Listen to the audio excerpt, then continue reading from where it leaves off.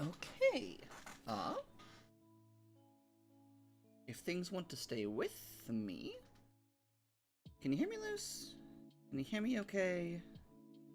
Everything going okay. Hell yeah. Cool. Things were freaking the fuck out and were yelling at me, and I was like, what do you mean? Hell yeah. Cool, cool, cool. Okay.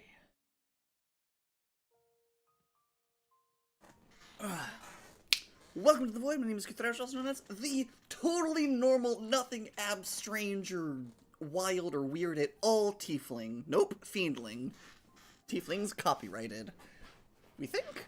We're not sure. It was close enough to a copyrighted term that we decided, no. We're not gonna fuck with WotC. We're not gonna risk having to fuck with WotC. Fuck that. Oh, just so unfortunate, because having just like, I don't know. The trans tiefling has a nice like cadence as far as like mouthfeel goes with the different mouth shapes, but that's fine, whatever. Yeah, exactly. So, welcome to another exciting, hopefully, stream. This stream we are once again working on world stuff, because there's one thing I still need to do, which is a thing I should maybe have typed up in a format that the folks at home could also have seen. But that's fine, I didn't think about that before, so I will just simply do it now. So what we still need to do, or what I still need to do at the very least, is... Hello, program, are you gonna let me... There we go, thank you. I still need to place all of the different ley lines that this planet has. And there are, como se dice, a shitload. There are 21... Now, look, you didn't... It's... So, genuinely, in my head, I wouldn't call it derailing because... Like, it's not like you were, like, struggling to pull me down, and I was happily to barrel down that rabbit hole with you, so I hardly call it derailing. I will grant, you made me hop what rails I was on, but... I wouldn't call it derailing. That is fair. Ugh. Today's been a weird one. I'm in a community on Tumblr, and someone decided that they were going to try to be a massive troll today. And it was just, like, such obviously, like, bait. It was just ridiculous. But weirdly enough, because of, like, the hostility in it, it was like a, no, you know what? Fuck you. I was going to have maybe an okay day, but because you tried to ruin my day, I'm gonna have a great day. Go fuck yourself, sir. Who's the one failing now, hmm? So, alright, the ley lines. There's... okay, so, I could be wrong. I think there's 21 of the sumbitches, cause... Okay, math is my strong suit. And counting's boring. But, there are 7 elements. Each element can only combine with another element once.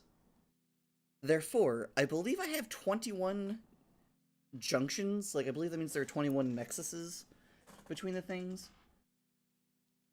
So I'm going to place all of those. Because they are... Some of them are, like, more interesting than others. But, so, for example... one that I didn't think was going to be that interesting, but then I came up with a really fun idea for it, is, Air X Chaos, which is storms? And at first I was kind of like, storms, that's fine, I guess. That's, you know, that's not the worst combination of things in the world. But it's not, like, the most interesting, you know, it's not the light that hungers. Like, sure, storms are cool, but it's not weird. And I like weird. So I was like, well, what could you do with a weird storm? Therefore, there, where the ley lines of chaos and air combine, there is the four-sided storm, which is essentially, this world's equivalent of the Bermuda Triangle, more or less. Whoa. I don't know what the fuck that was. Okay.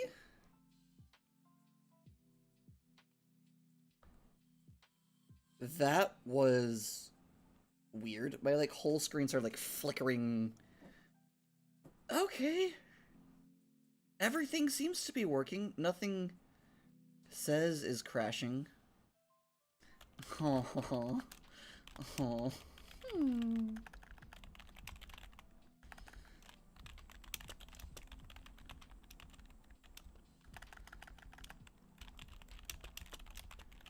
I will say, in the past I've tried to, like, just ignore, like, my social interactions and stuff. Hi, Neon! Hi. Like, in the past whenever I've done streams, I've tried to, like, limit how much I've, like, checked my phone or, like, gone to Discord and other things. But I guess maybe just because I'm just hanging out and I'm just doing world-building stuff, not gaming? I don't really feel obligated to do that. And, you know, if I see that there's messages from my family, I'm gonna check those, because I love my kids a lot. Also, speaking of which, I'm very entertained because one of my polycule, she was talking about, like, maybe popping in and, like, watching for a bit. And I was like, oh, like, but just made it sound like she would need to do it after she did other things. And I thought it was because, like, she wanted to be, like, able to chat. It's because apparently whenever she listens to my voice, her primary activity always becomes simply listening to my voice because she likes my voice, and I think that's very cute. I'm just very flattered, and also it's cute, and I love cute shit. So okay, but so I guess I will just go down the list so that, like, I'm not having to, like, refer to it or, like, see which ones I've forgotten. So I'm just gonna go down the list. So we have storms, vacuum, mountains, plasma, aurora. If Sifter hadn't eaten the Leyline of Order, there would be the Leyline of Travel. Ooh, hold on, wait, hold up, I need to consider this. Ooh, that'd be really fun. Like, I'm kind of imagining. Okay, so here's the way that, so how the Order Leyline worked. What happens with it is that, you know, it's not like all Order just immediately stopped, right? That's not how it works. Because, like, the Leylines. The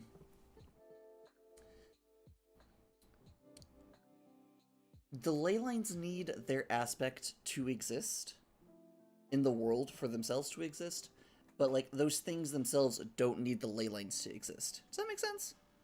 Like, even if the Leyline of Fire, like, vanished from the face of existence, you could still set things on fire, even if there wasn't a Leyline about it. Like, there's not a Leyline of capitalism, for example. Like, that's not how shit works.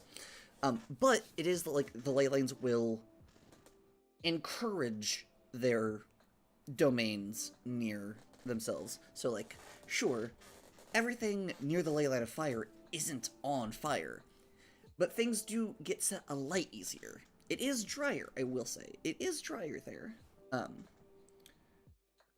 So the way that order works, because it's kind of like an ephemeral, like, well, what is order?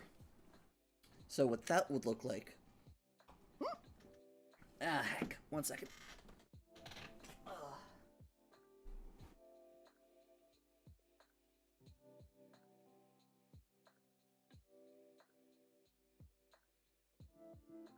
I just spilled my drink. Not quite all over myself, but, like, definitely on me, and that's not a good texture.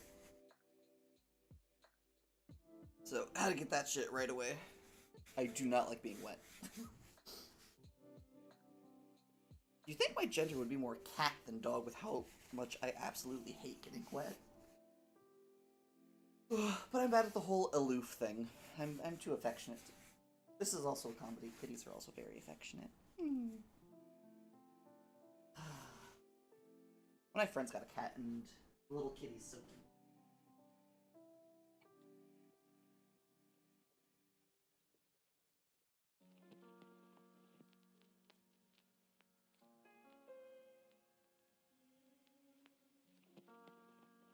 Also, RIP, in a kind of funny turn of events, something that would have absolutely probably fucked with my brain a little bit on any other day, happened today, so it's fine. Apparently. Um, I was just making tea. Nothing hard, nothing complicated, nothing that I don't normally do. Whoa.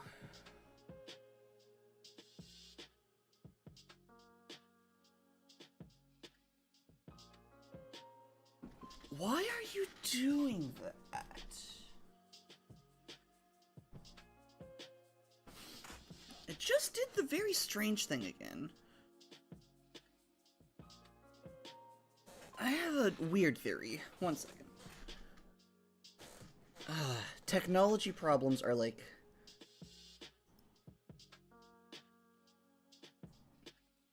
Few things stress me out, like technology not behaving like it's supposed to. Those are the words.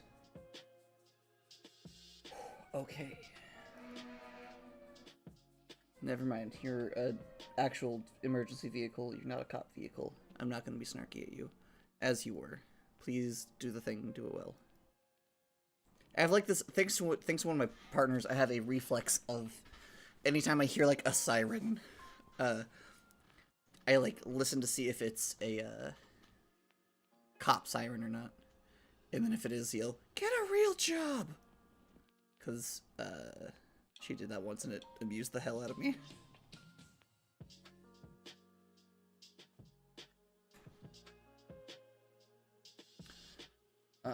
Oh, anyway.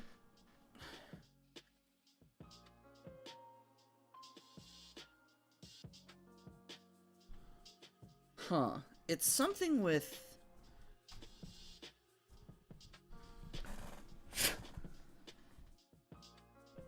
Oh, sorry, that was right near y'all.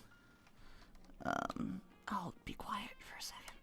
Okay. I don't know what or why, but for some reason, whenever my cursor goes from my right monitor to my left monitor, it starts having problems. Bye, Natalie. I love you. I'll talk to you later. Mwah.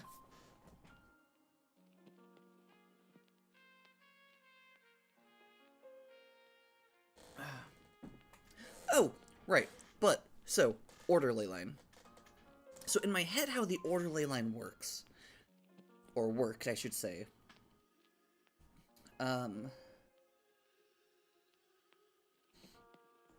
like, it didn't build things just passively, but it made it easier to, you know, a lot of, like, cities wound up built around, like, along the ley line of order, because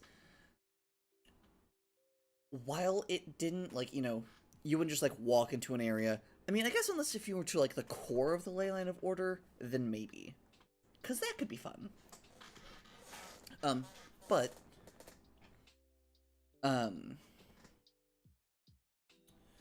Oh, but it does make it easier to, like, you know...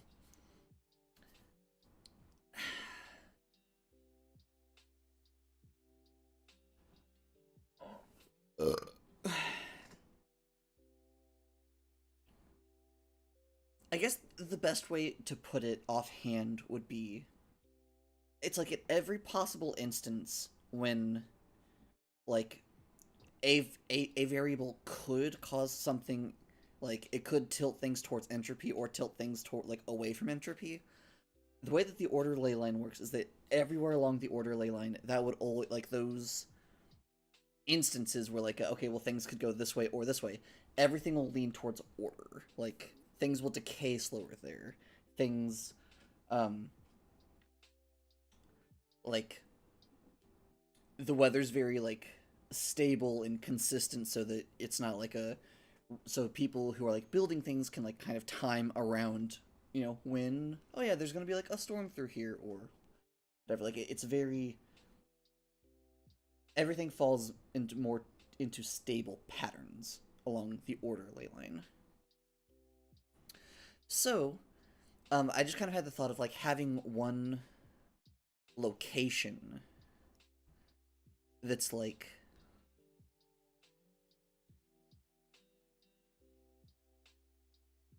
um kind of like the ruins of a place like Las Vegas, where it was like a big like touristy place, not necessarily with the whole gambling and everything, probably the shows though, but just like this place that used to be a really good like hub of people traveling in and out and through it, because apparently Las Vegas, in addition to like the gambling and stuff, apparently a lot of flights will route through there depending on the exact stuff that they're doing.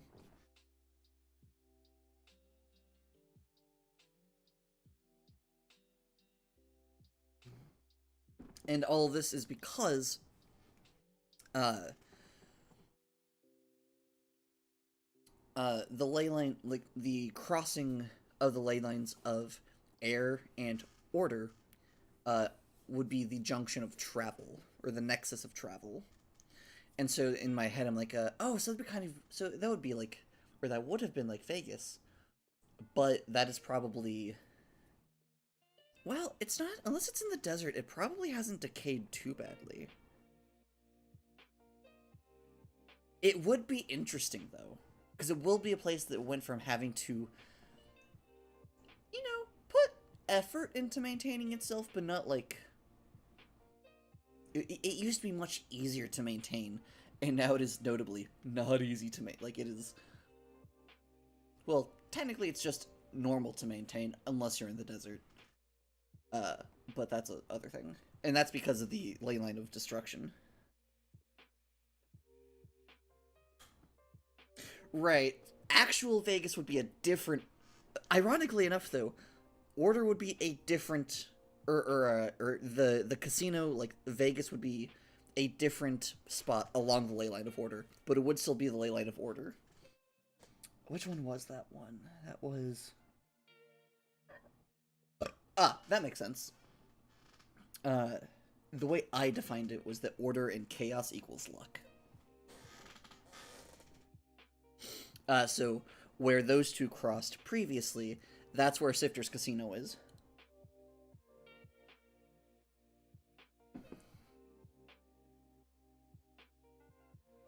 Or at least Sifter's original casino was built there. I think so. There will still be at least a temple there. It'll just be... I think Sifter's, it is a less magically significant location.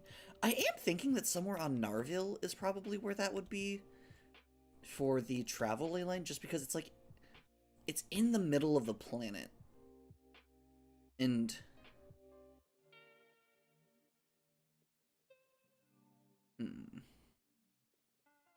Oh, that would make sense, I think.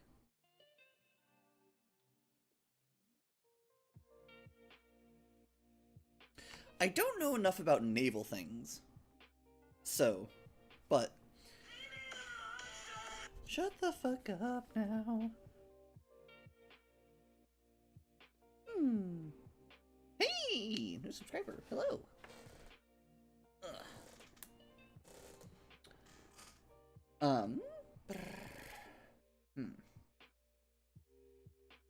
Oh, right, so, don't know anything about actual, like, marine stuff. Quit that.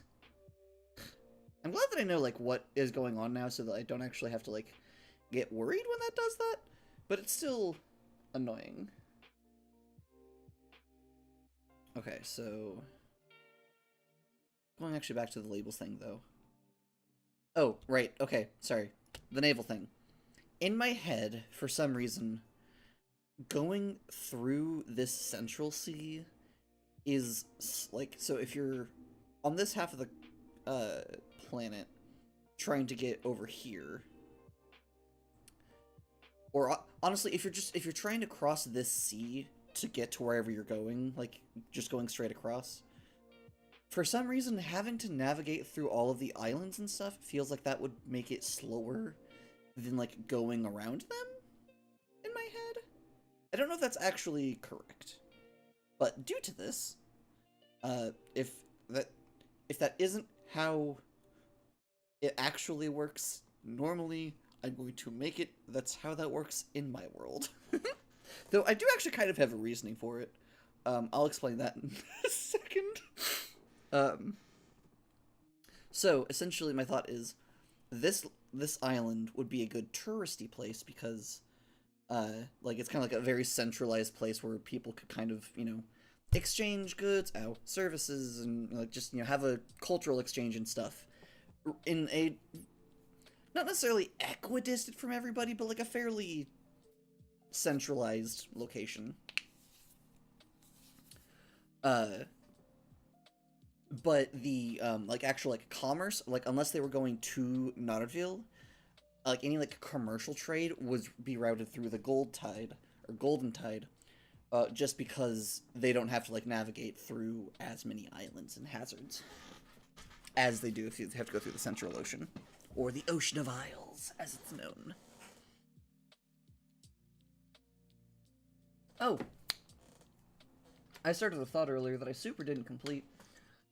What I was gonna say is that I was making my tea earlier and I forgot to put the sugar in. And on a normal day, that could be enough to make me spiral, depending on how well the day's gone up to that point. But today it's like, haha, this means nothing to me. You think that's gonna make me feel bad? Nah, think again. Oh, right, so the reason why I think this might make sense anyway, is because it's less hazardous to go through that ocean, because this little island here is called the Glass. And Luce might possibly remember what that means, from the things I have told her. But, for those who are new, I will explain. So, important little bit of context is the god of chaos. Her secondary... So first off, all gods have two domains. They have their universal domain, which is like an aspect of reality. So like order, chaos, death, stars, gravity, etc. Those are like fundamental aspects of reality. And then they all also have a personality domain, which is something that is how their personality has manifested through their ascension? I was gonna say divinity, but that's not quite how that works on this world. Because it's just the whole... For those who are new, gods aren't like spiritual divine entities. They can be spiritual / non-material, but they were at some point just a creature. And they became, for whatever reason, could be a variety of reasons, but for whatever reason, they became attuned to a Leyline, and became that Leyline's god, air quotes. So that's what a god is in this setting. Where was I going with this? Oh, right. So, the secondary domain of the Chaos God is life. And given that I am saying that death is... Well, oh right, it's death / endings. Well, either way. Huh. So either I'm realizing I'm going to have to reevaluate part of my pantheon, or it's an interesting universe because technically that would mean that death, I have decided, is a fundamental part of the universe. But life is not, because chaos's life, or personality was domain, is life.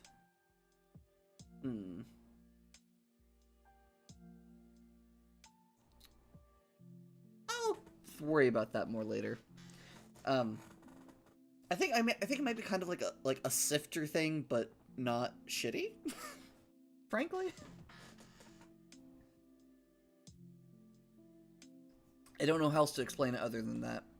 Other than like shifter, but not shitty. Uh, because like Sifter like ate a Leyline on accident because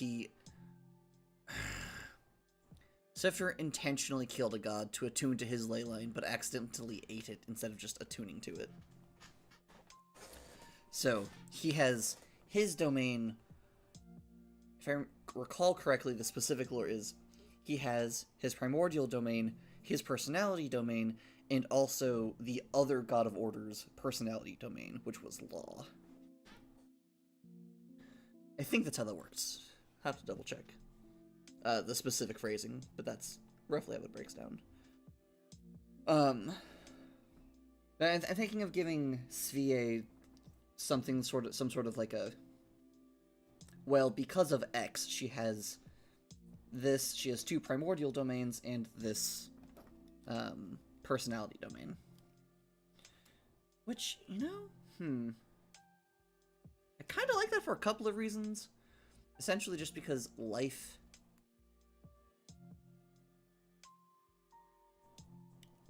and chaos kind of just being so inherently connected, just because, you know, a lot of life is dependent on chaos. Like the fact that we just happen to be in the habitable zone for the sun, for example.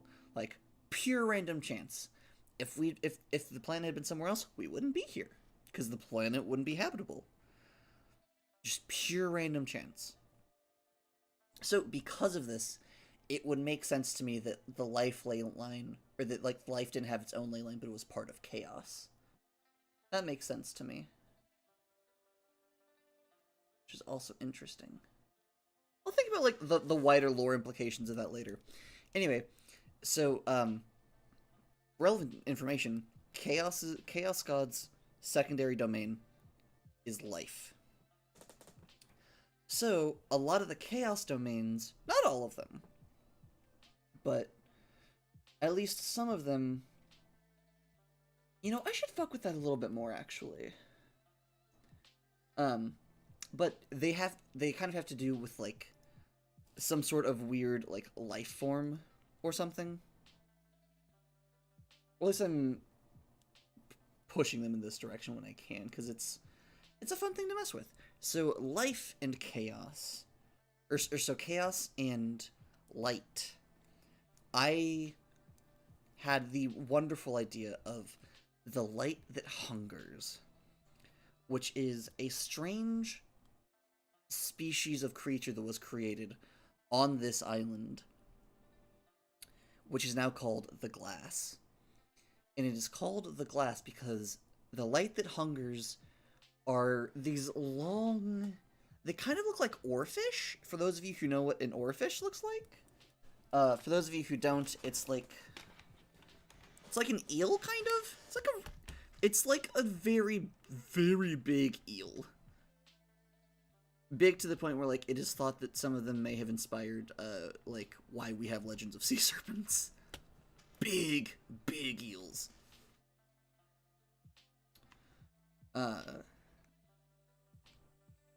Massive things. Anyway, so so they kind of look like a massive eel. Though I say oarfish specifically because oarfish have like these long barbels already. Like they have like these long tendrils already. These very, very simple, but like an oarfish has this like long kind of cresty like head tendril situation going on. The light that hungers has that going on all along their bodies, like constantly in both directions. But instead of being like kind of like these, like, because with the oarfish they're very like rigid, or at least they seem to be rigid or more rigid. With the light that hungers, they're like jellyfish tentacles on both the upper and lower side of the body. I've really been into Nidarians lately, which is the Phyla family? I forget where. It's like one of the... one of the scientific labelings of jellyfish, though. Jellyfish, anemones, etc.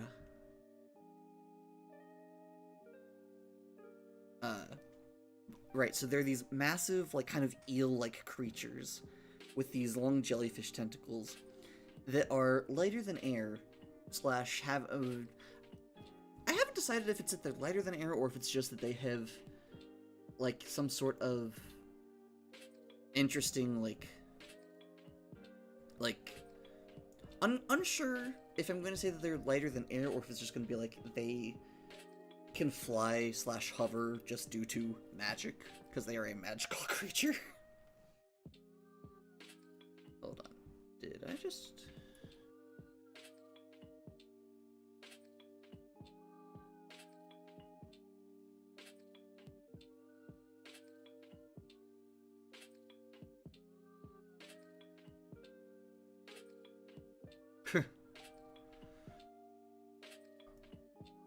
Huh, that was weird. Maybe it was just a sound effect in the song. I thought I heard, like, the Tumblr notification noise. And I was like, why? The Tumblr tabs I have open, A, should have been discarded. 2, I have them muted to avoid this very specific issue.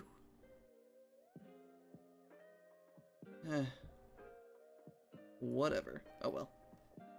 Anyway. Eels, jellyfish tentacles, can fly slash move through the air. Take your pick. Additionally, they feed off of reflectivity, which can be bad for you. Actually, that's gonna be too bright for me.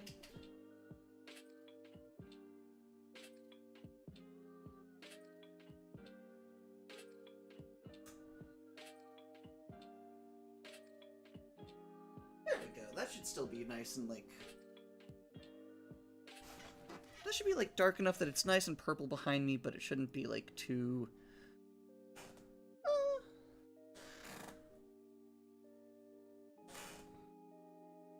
I can actually probably do without that one. Alright. Curse you, light levels changing on me while I'm streaming. That's fine. I knew this was going to happen.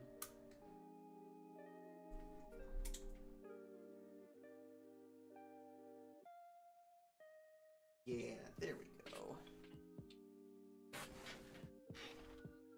Yeah, cozy vibes. Cozy vibes only.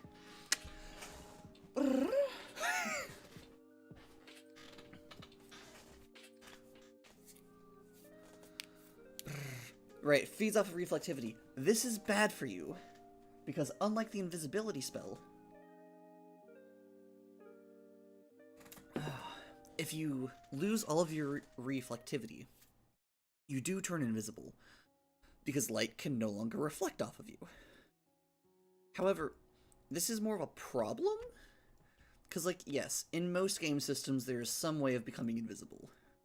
However, most of those situations, you also either have, like, regardless of what system there is, there's probably going to be a way to turn invisible. A lot of games just have that. Those games also are going to just either just assume that somehow you can still see while invisible, or have explained why you can see while you're still invisible. Depending on the system. But to where, like, you know, you can be invisible and, like, you'll still see and it'll be fine.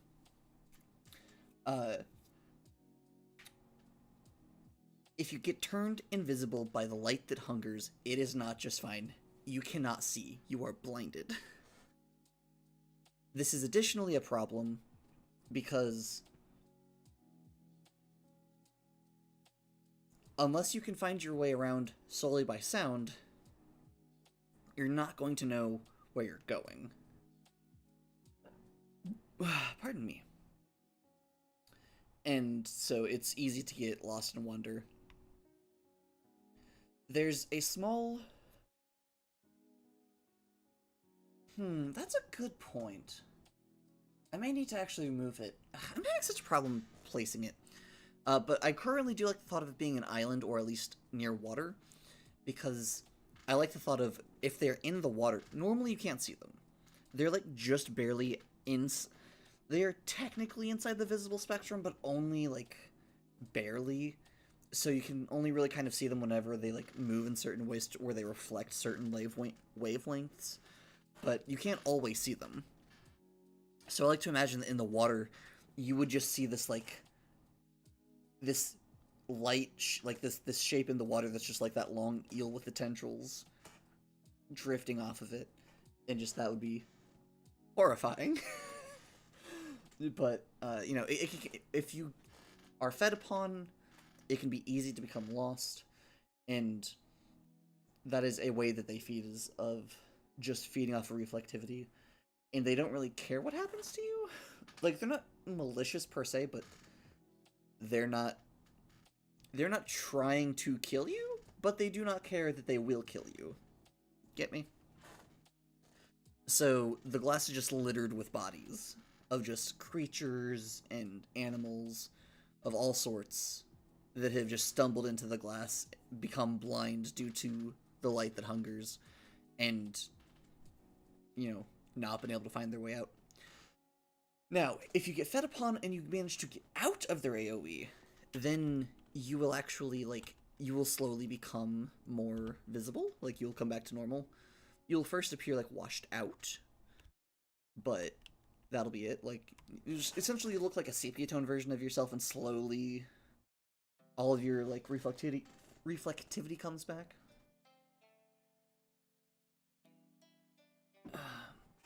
However, if you die in there, you're just invisible permanently until someone like brings your body out of it. So it's a nasty little situation.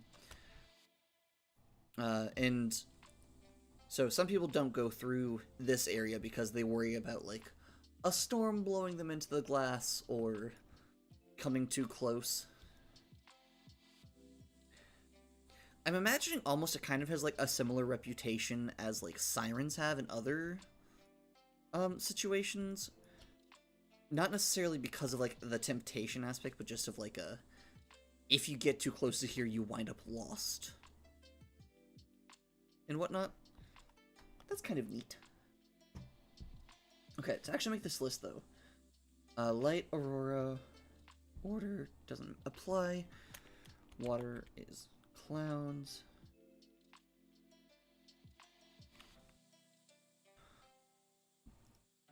Nope. That is in fact not what I told you to do. Okay, clouds.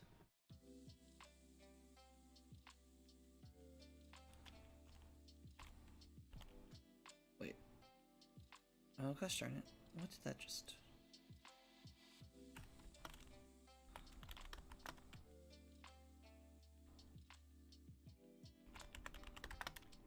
Caves.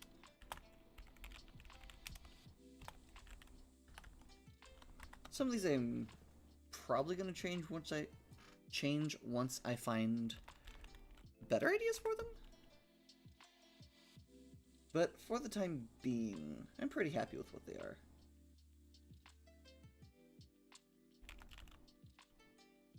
One's like, it's kind of a toss-up because there are some of them that I'm like, how do I phrase this?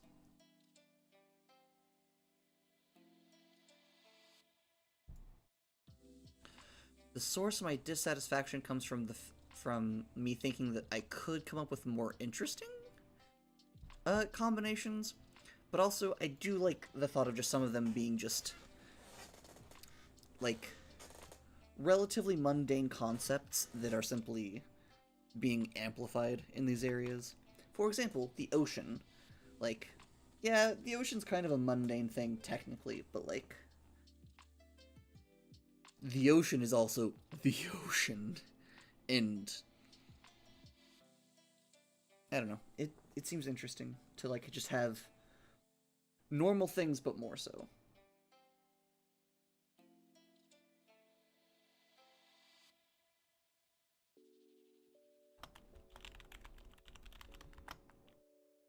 I honestly, the one I want to revisit the most offhand is chaos. Just because I want to lean more into the, like, life forms angle. Oh, and also part of why it's the light that hungers is because the secondary domain of light is destruction. So I was like, okay, a light that devours or destroys something that's a life form because chaos is life. And so I was like, ooh, a life form that eats, like a life form made of light that eats you. Kind of. Hello, welcome. I see we have a couple more people on the stream. Welcome. We are doing some nonsense with my nonsense world. Because I have a, like, setting that I've been working on for a while that has some absolutely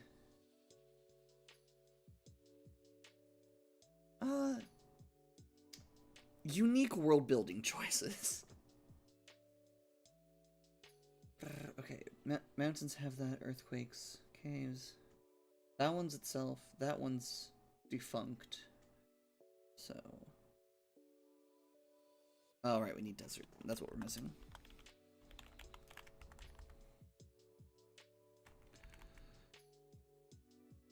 I believe we're done with earth, so now on to fire. We already have plasma. Explosions is subject to change.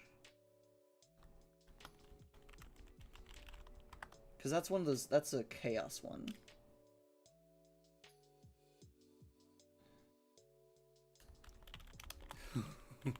I feel like I had very specific ideas for you for the heat distortion.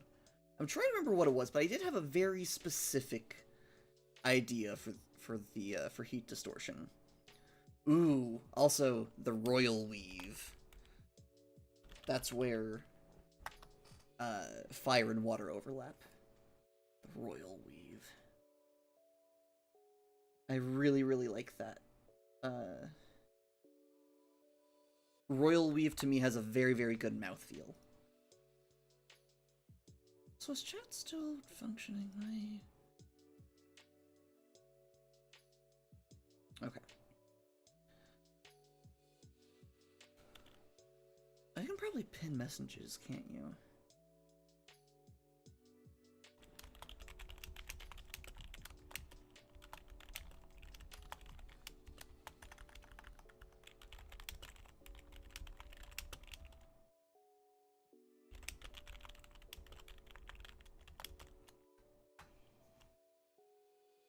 Realized that I never set, like, the room message or whatever. Cool. I don't really have, like, a specific idea for, like, what...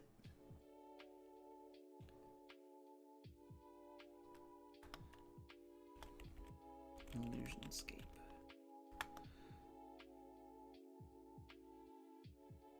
I don't have a specific idea for, like, what I want to do exactly for some of these things. Like, I know I want the royal weave to be, like, a mixture of fire and water, but I don't know specifically how I want that to manifest.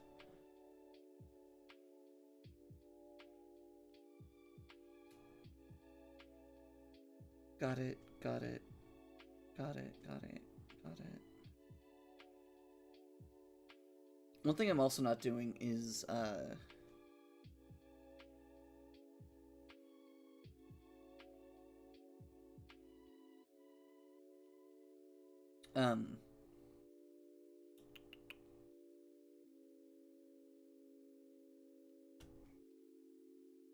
I'm not doing what the elements are if they just, like, cross themselves. I think that would be what they're... I kind of think that is what their, like, being at the central, like, the heart of the ley lines would be like. But I don't... If I use what the element is combined with itself, it's going to be where their hearts are, not somewhere along them. I guess technically their heart would be somewhere along them, but you get me, probably.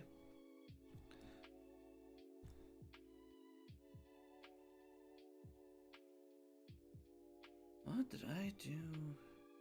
Oh, that's what happened there. Okay.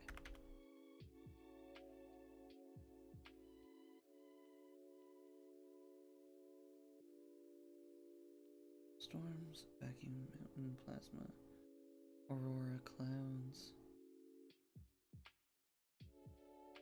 life, earthquakes, explosions. Ah, that's why. Fair. So, fun fact, water, no, not water tension, what's it called?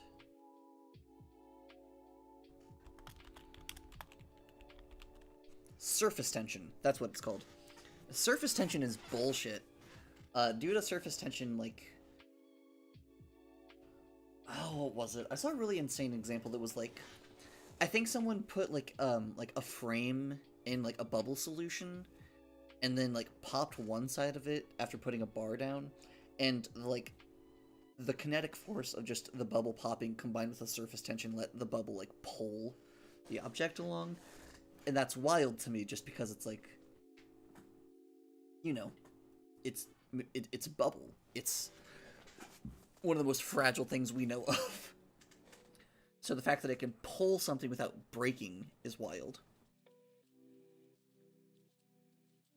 So one of the Leyline Nexi is surface tension, which is at the C window.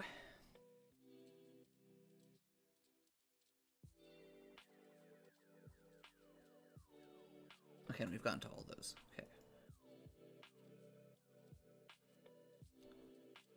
1, 2, 3, 4, 5. Oh gosh.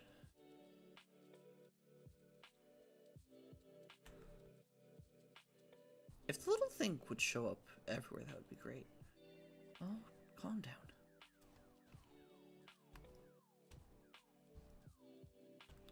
One, two, three, four, 5, 6.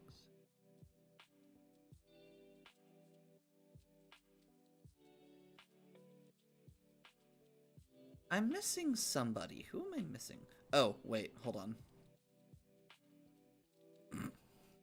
Never mind, I know which one I'm missing. I'm missing the light that hungers. That's which one I'm missing. The one I talked about for I don't know how long.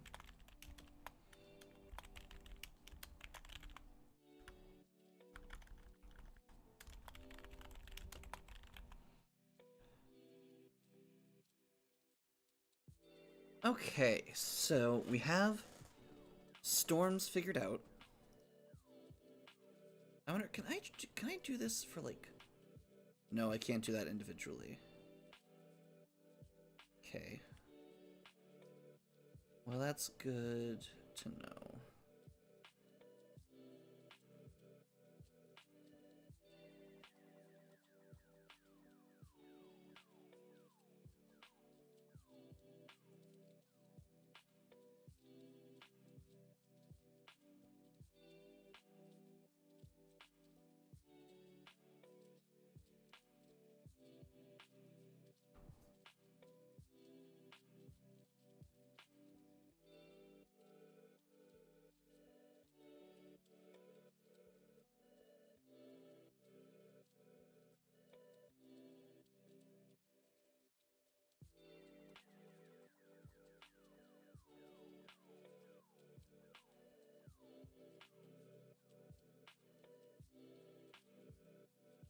Okay, what can I do? Would that work? I'm gonna test something, see if that'll work.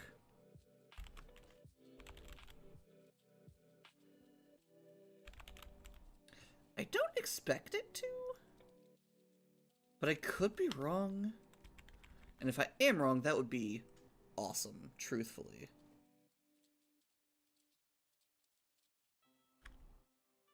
Okay, I was correct. Oh well, that's fine.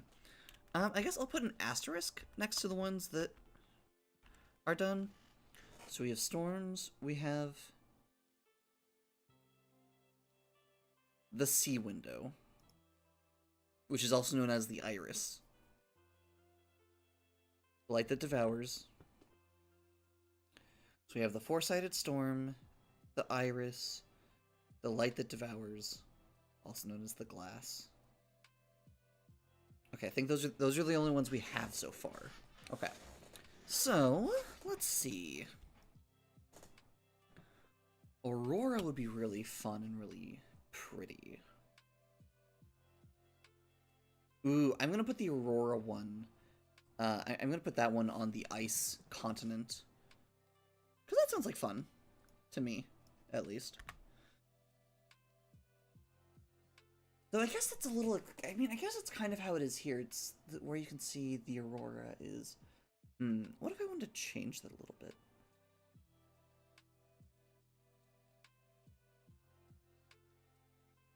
Ah, actually, better idea. At least I think it's a better idea. Put the Aurora, which is... Well, it's light and air. It's unfortunate that auroras are pretty, because gosh, are those gods dicks. But that's fine. Admittedly, the Nexuses are more... Well, the Nexi are influenced by the personalities of the deities. I wouldn't say that the Nexi are, like, controlled by them? I don't know how much sense I'm making. So yes, the god of air and the god of light are both dicks in this setting. However, that doesn't mean that, like, the Aurora Borealis is, like, bad. Or, like, that, you know, they are the cause for the Aurora Borealis. They just happen to be in control of the ley lines that are what caused that to happen. So... Light and air, y'all are...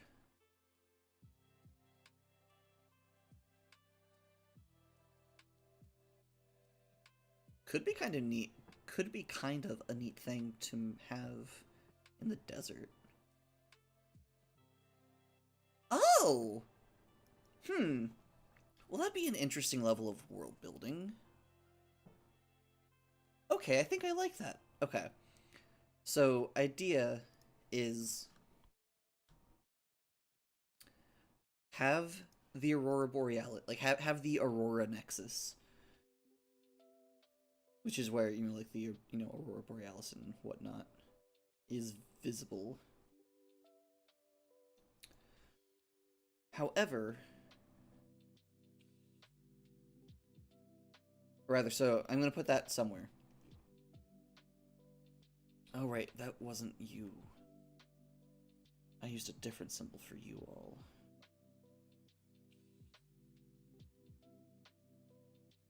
There you are. There you are.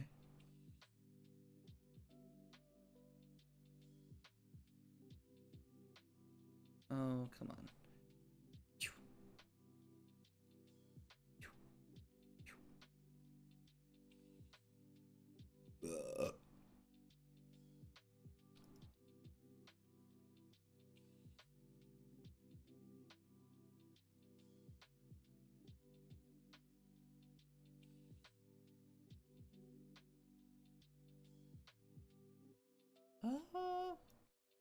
Let's reverse that order. Yeah, that looks better. Okay, so the thought is for the Aurora Nexus to be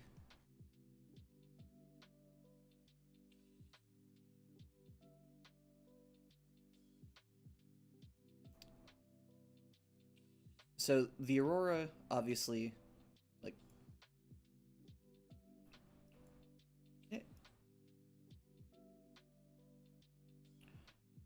so the Aurora Nexus is going to be where not necessarily the only place where it's visible from, but the place where you can best see the aurora in the sky.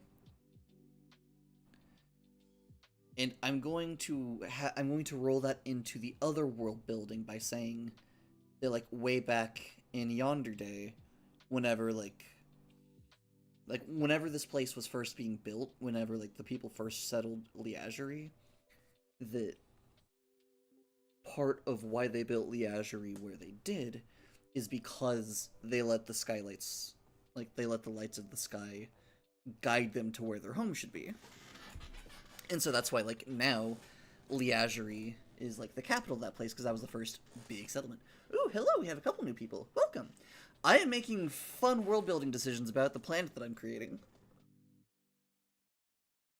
The most recent one, briefly, is, that the place where you can see the aurora is also the place where a large capital was built, because way back in the day, when places were still being, like, established, they were trying to figure out where they should make their home, and they let the lights of the sky tell them.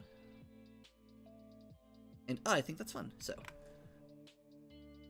Let's see, vacuum. Darkness and air. It's kind of interesting to be like, well, where would a vacuum be on a planet? Because a vacuum's kind of inherently a self-annihilating concept because it wishes to be filled. Oh, I still need to rename this place. Oh, I still need to rename that place too. Rip. Oh well. I missed that when I was looking at this the other day.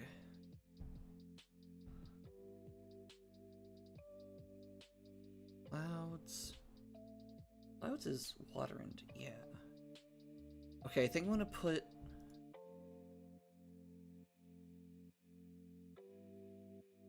Let's see, is 600 large enough?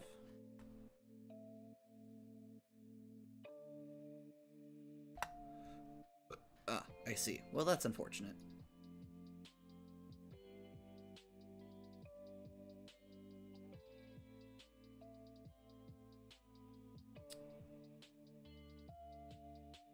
Yeah, oh well. I was hoping that maybe I could, like,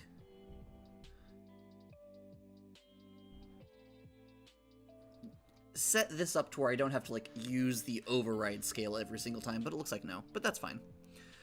I think I'm gonna put clouds in the ocean. Oh, that's true.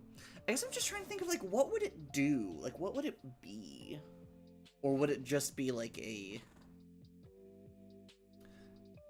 Would it just be, like, an actual vacuum that's constantly pulling things into itself to try to be filled? But where would it even go? Because, like, shit flows to meet the space. So I'm just like, I don't...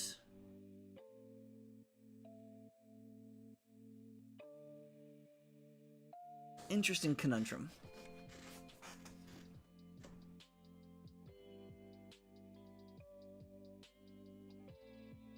Because this is meant vacuum in, like, not a, like...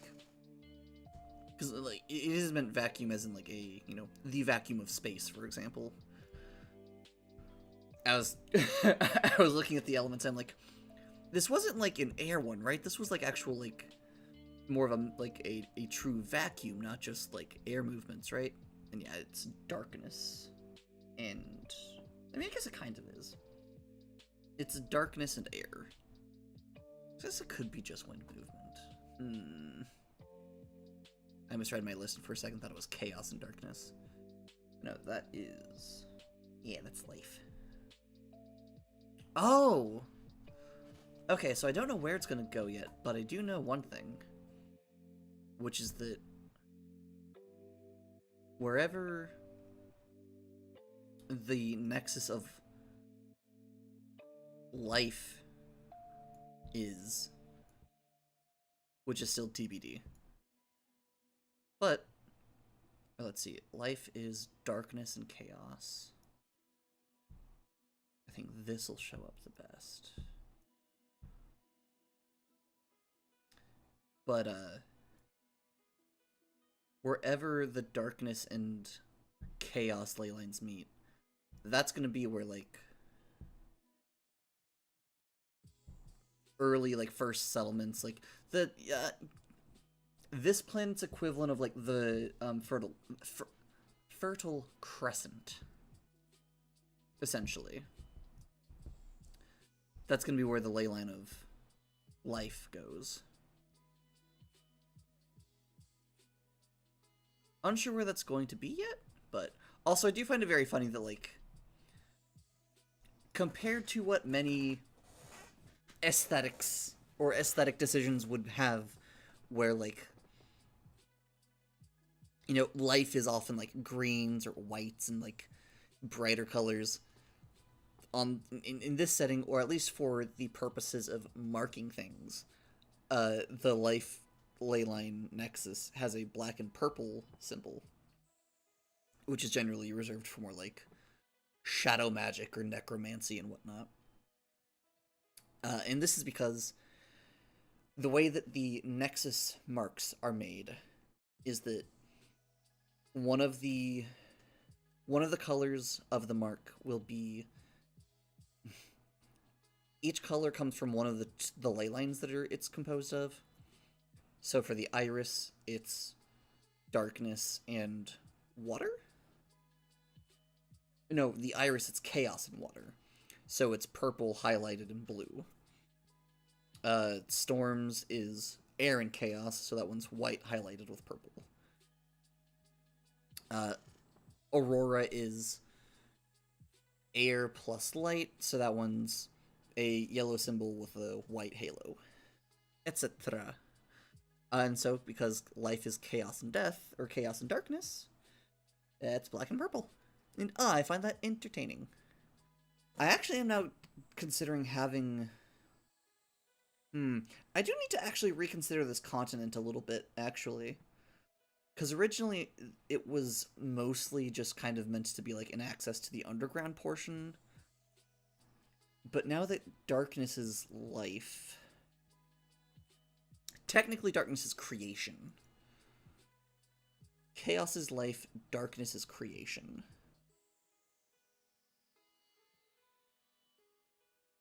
Because all life starts in the dark. And doesn't start to decay till it's touched by the light. Hello. I'm autistic and I do not enjoy bright lights. How could you tell?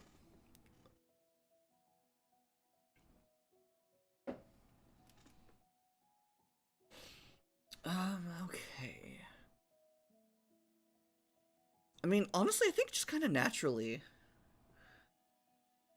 I think it would kind of make sense for this Nexus to be, like, right here, because it's not quite, but almost equidistant between chaos and darkness. Not quite, but, like, it's, it is definitively between those two.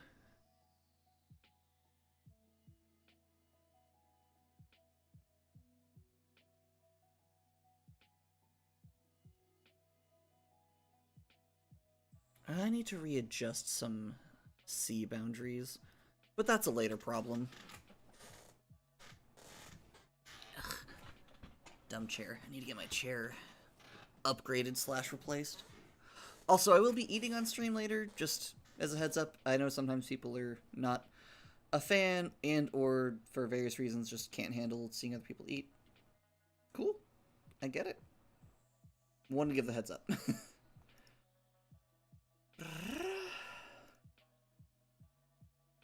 Probably about half an hour-ish.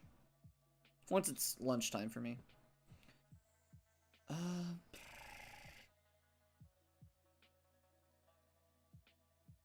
think I'm gonna say the clouds is... Also, gosh, let's make the let's make the glass visible from the zoomed out perspective, shall we?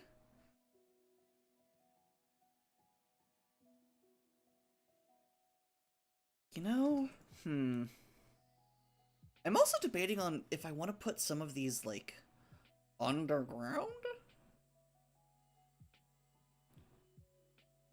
Let's see, how many of these would make sense for underground to begin with? While I'm thinking about you, you are water and air. Air? Like me? Like the funny little DBZ character? No, not like you. I've kind of accidentally, like, gotten myself with my own joke. Because I intentionally named a character of mine Air purely for the sake of making jokes about, like... For example, one I got to make was they were talking about like an heir to a place, like a prince or whatever. And I just got to make the, to me, amusing joke of like, oh, what? Yes, I heard my name. Heir? Huh? What? No, I'm heir. He's not heir. However, I have also unfortunately now conditioned my brain to where anytime that I hear, like, anytime I hear the syllable heir, I just have in kind of like the back of my head, not like actually in like a plural sense, but just more in like a reaction sense. Just huh? What? I'm right here. And I'm I got myself with my own joke. Let's maybe make you... Yeah.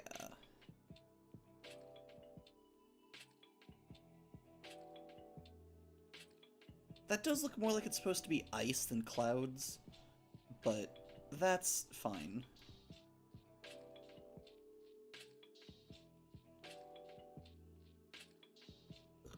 Yeah, I'll do that the other way. I think the glass and... does this one have a name, or is it just the Cloud Nexus? That's something else, is like coming up with like more interesting names for them than just storms. For example, the Storm Nexus isn't just called the Storm Nexus. It's called the Four-Sided Storm, because it is a storm that takes place at the meeting point of 4 different seas. Seas, oceans, bodies of water.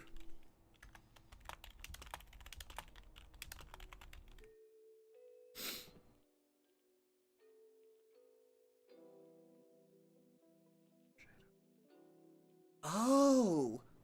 Ooh! Oh! Cool. Cool, cool, cool. I have just figured out what I'm going to... Cool. I spontaneously figured something out because I had a really cool idea. So, this place is going to get a little bit of a change. Not super much, but a bit. So what I'm going to do is... So, here's the idea. The Nexus for...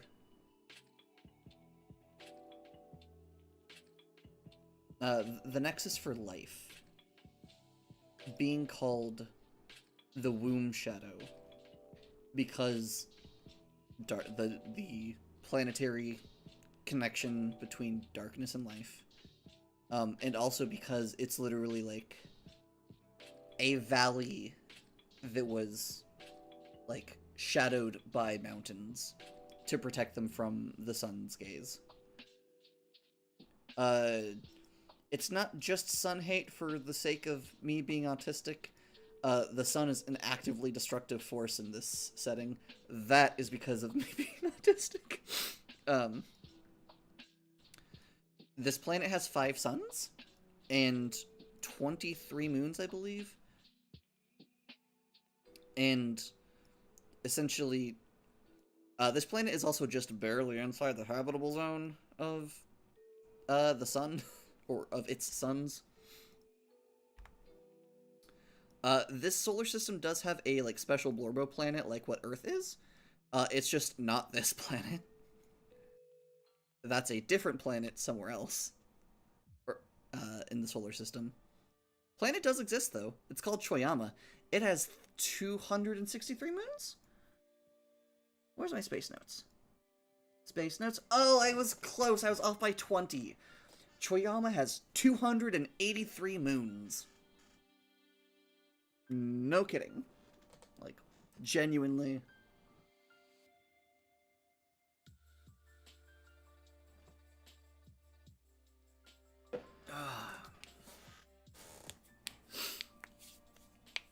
Oh, right, but so, I like the thought of it being this,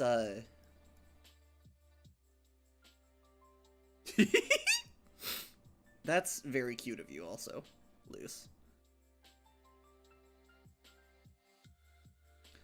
Oh, right, but yeah, gonna have the place where like life started, and also where the nexus of life is, be called the Womb Shadow.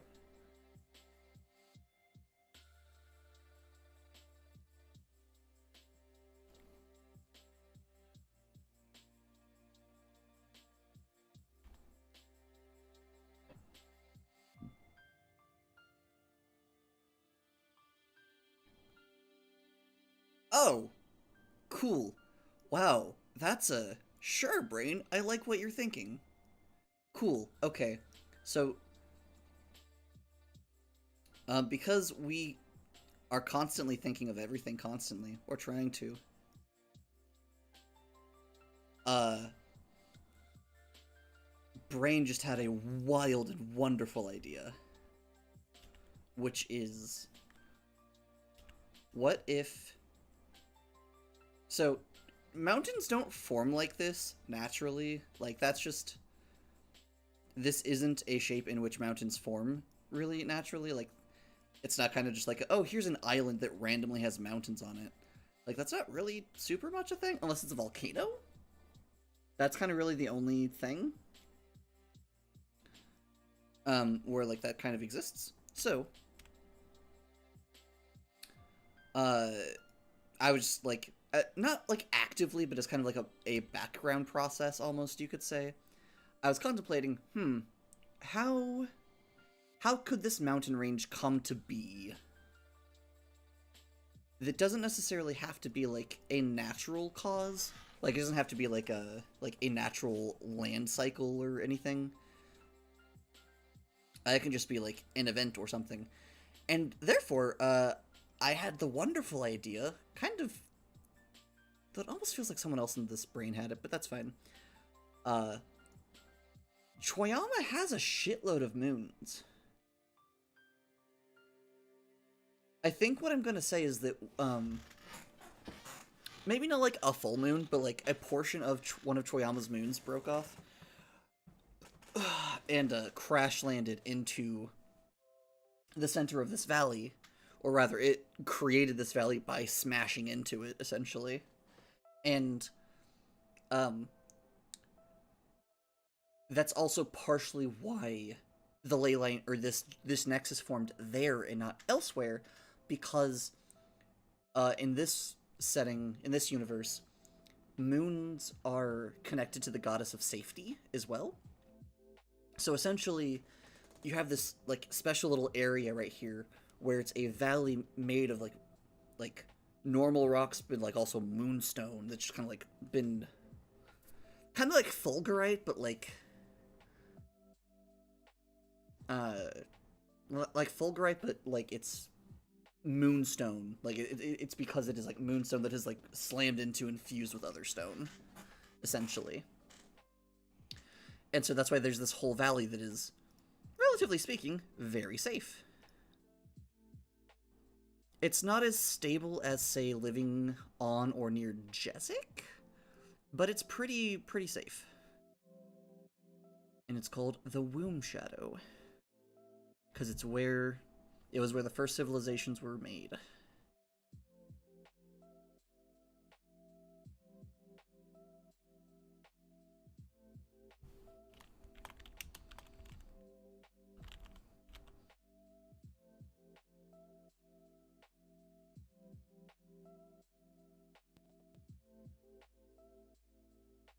Wait, where did you go? Oh, there you are.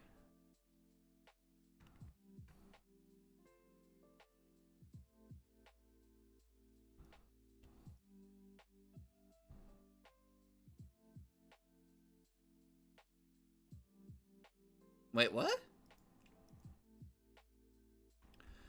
Okay, that was definitely not what that was supposed to do, but that's fine. Alright, thanks, Luce. Hope you have a good stream.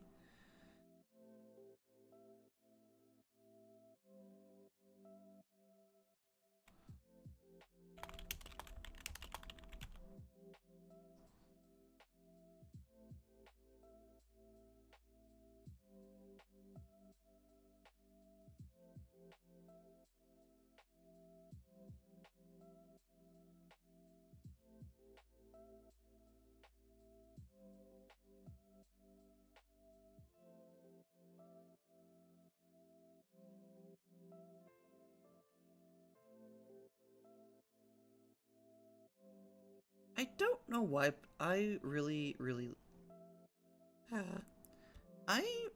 like... I, hmm.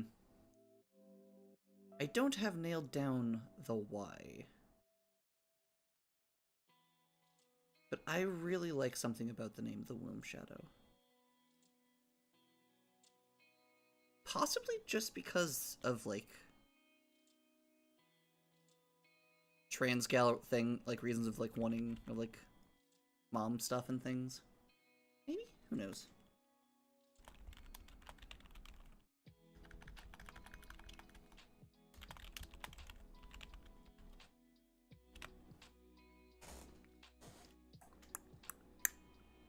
I'm also debating on whether or not I'm actually going to...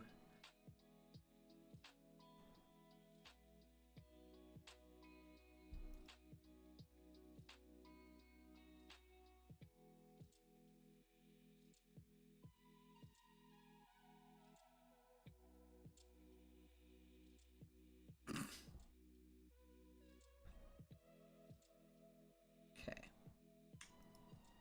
Hmm?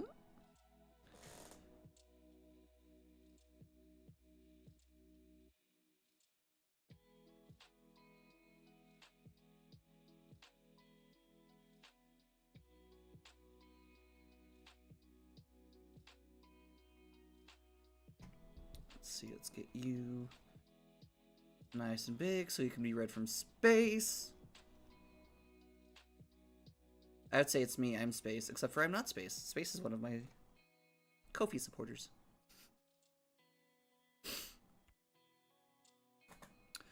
Okay, Seaman, do we have Illusionscape?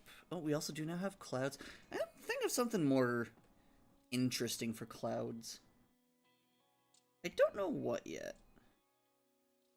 But something.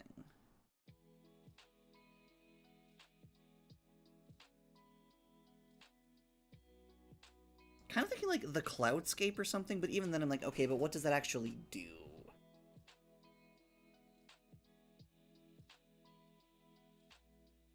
Oh. That's almost more of a... It's almost more of a... Well, Chaos is also nearby. Fuck it. Cool, so I just... Okay, so the Cloudscape, actually. A little horrifying. The Cloudscape...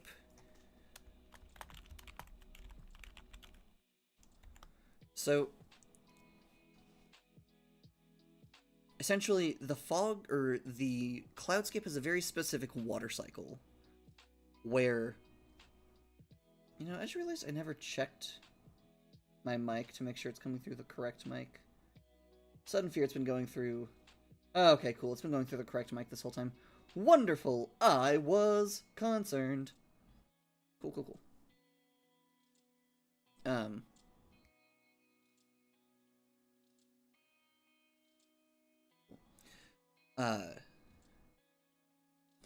The Cloudscape is a very specific water cycle that can cause issues because as the clouds rise, they turn solid enough that they can pull things with them. I kind of like this weird idea. Essentially, the water cycle is a little weird. It doesn't, like, water doesn't just evaporate, or gases don't just evaporate. They form clouds that want to be more coherent than normal, and this allows them to drag things up with them into the sky if people aren't careful. This means that whenever it gets foggy, it gets real bad, because that's, you know, like, the wide fog banks. Can mean that, you know, ships can be picked up. I'm also now wondering what happens if a cloud gets too heavy. Also, like, oh, cool. Yeah, no, this would be a good reason for people to not come through here, actually. I'm just imagining, like, a cloud that has traveled a while and has also, like, accumulated a bunch of stuff. But it does still do other normal water cycle things, like rain. And so just imagining rainstorms also becoming way more dangerous because, well, it's not just raining rain, but it's also going to be raining whatever managed to get caught up in there. Oh, that's kind of horrifying. I love it. I do want to put that somewhere not as, like... I do want that to be a thing. I don't want that to be a thing right over those islands, though. I want those islands to actually be feasibly locations people would want to go. Oh! Ah, that's why the glasses... Ooh, okay, I like this combination.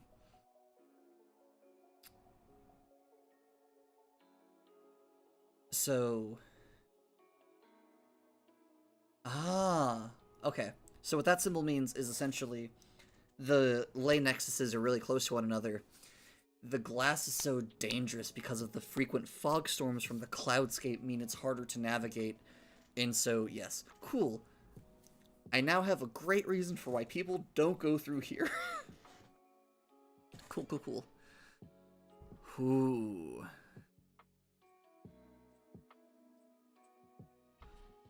Alright, then we also do have 2 additional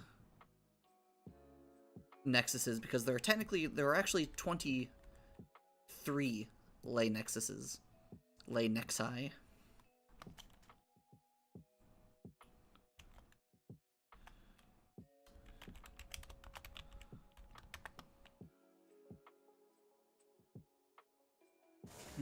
I'm also still trying to figure out what exactly I want this last one to be. Because the last one is darkness, chaos, and air. Or gases, technically. Due to, like, what they are conceptually combined of...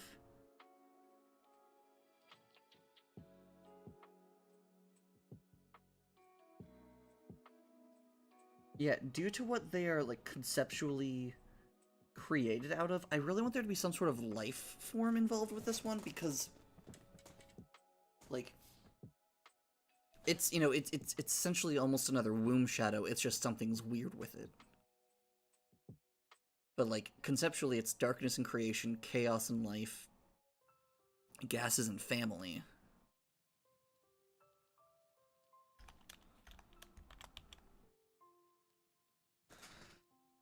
So in my head, it's almost like a, well, clearly there's going to be, like, scientific taxonomy-wise, a family born out of this area, because it's literally called, like... Of course, generally, Kulnir means it more in the actual, like, family unit type of way, but that's less important.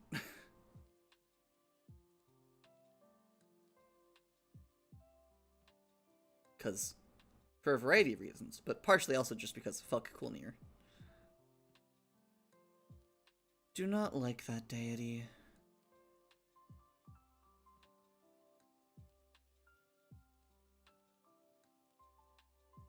Let's see, where would be fun to put a really deep cave?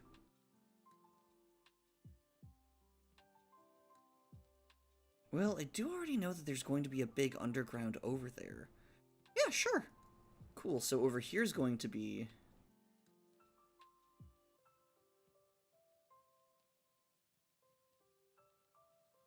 And what are you? You're... Oh, darkness and earth. Which is brown.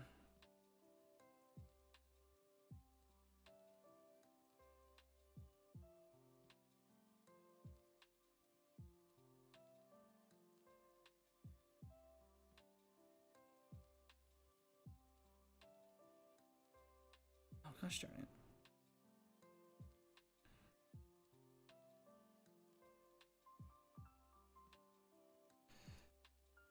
Why you gotta be like that? Come on. It was, like, not wanting to let me select the color code to, like, copy it for some reason.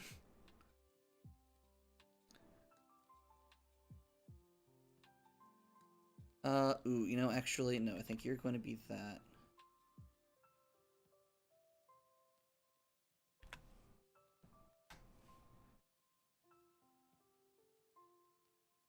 Because... Yeah, because of that. Doing it the other direction, you wouldn't have really noticed the black glow, but this direction, you definitely notice the brown glow. This is a very magically active continent. Oh, though actually, no, we're going to put this one over here. Because this already... So, the dark hole over here is a borehole made by a country. Well, actually, with that being the case...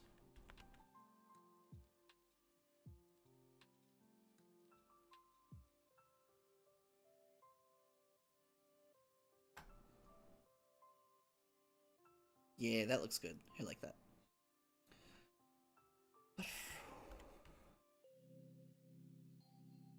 Labels. Caves.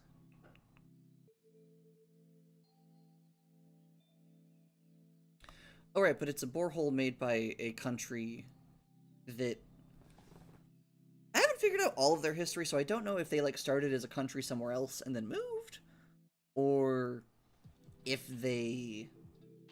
Like, I don't know what the circumstance is exactly, but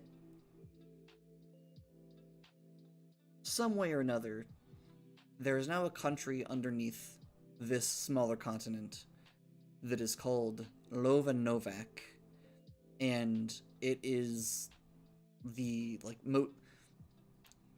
one of my antagonistic forces in this world is capitalism.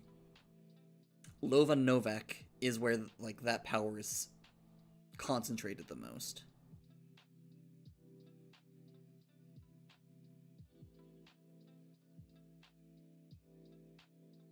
Because capitalism is not super widespread in this setting, actually.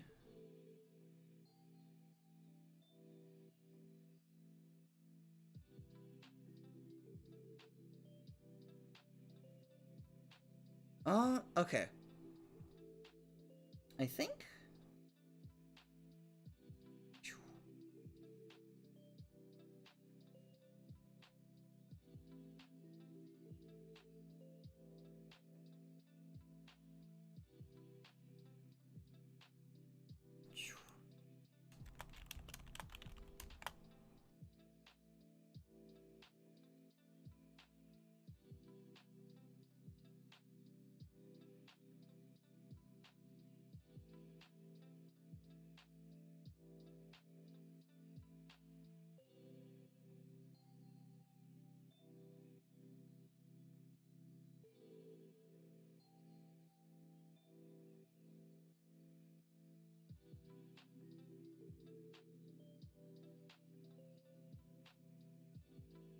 Okay.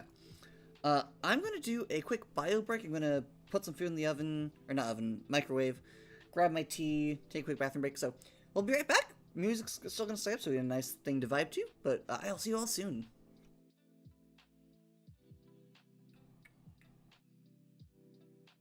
Let's see.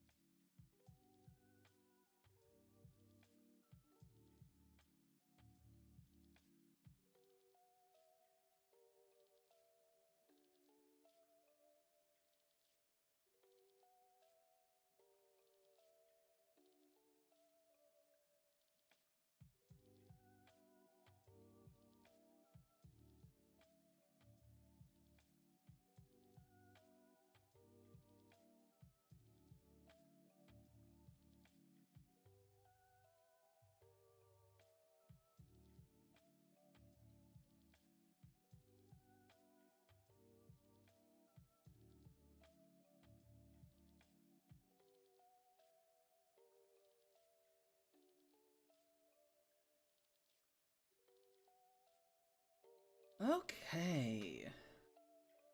Alright. And back. Now is the portion when I do have food. So. Shouldn't take me too long to eat. For those of you in the future, you can skip ahead probably about 10-15 minutes or so. Alrighty. Let's see. What other nexuses do we want to make?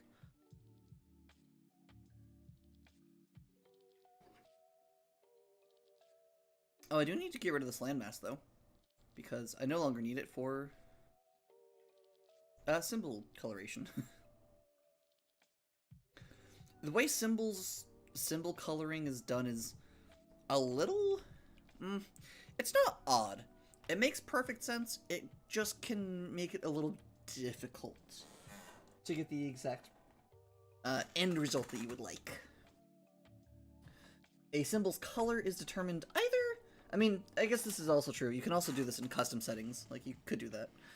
But if it's, like, the kind where it takes on the color of whatever it's put on, like, if you have, like, a black area but you want, like, white buildings, you have to make them somewhere else. Unless, is that... Can you change that? I mean, I know there's the other version of those symbols that don't do that. They just stay the same color no matter what, but...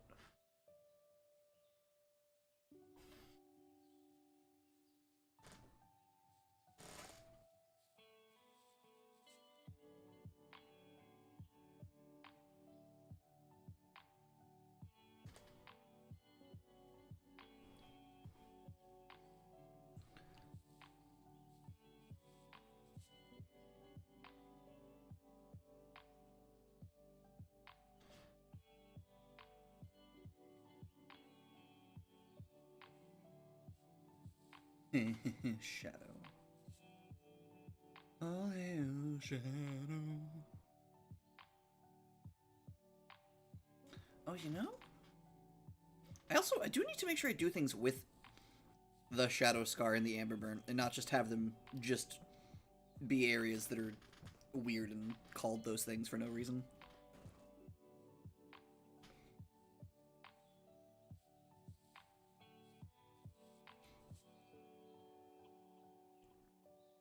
You know, Rayla probably needs some sort of, like, something or other to take care of, like, sea creatures from too near the Shadow Scar.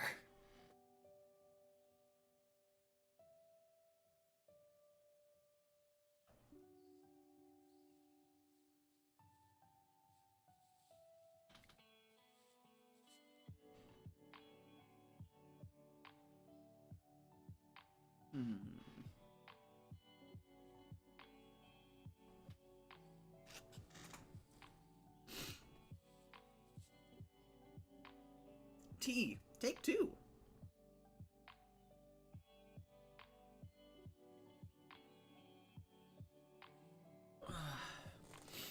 Oh. Can I see... Hey, YouTube, if I asked you to show me who is here, would you actually... No, you would not tell me. Well, that's fine. YouTube never wants to tell me who's actually in chat.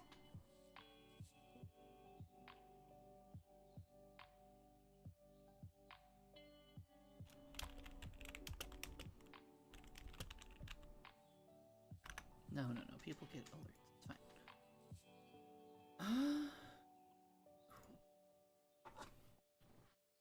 Let's see. Volcanic Jungle. I could probably do something more creative than that. What are those two? What's that one from? Why is Darkness and Fire Volcanic Jungle? That's interesting. Oh, because life. That's why. Because the second domain of fire is fertility, and the secondary domain of darkness is life. I understand now. Okay, that actually tracks. It's like, what was I thinking? Oh, that's what I was thinking.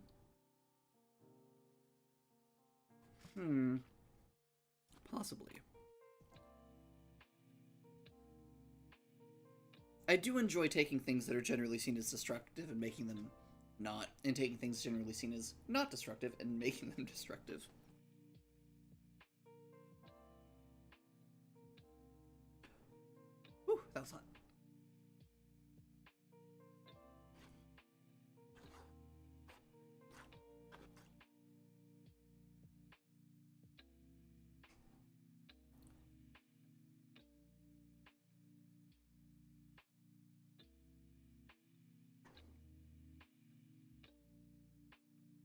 Hmm.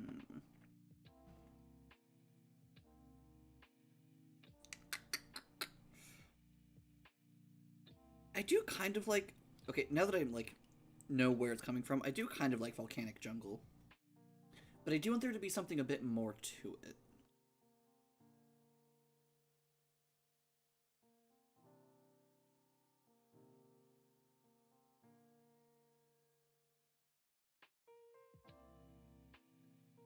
Oh!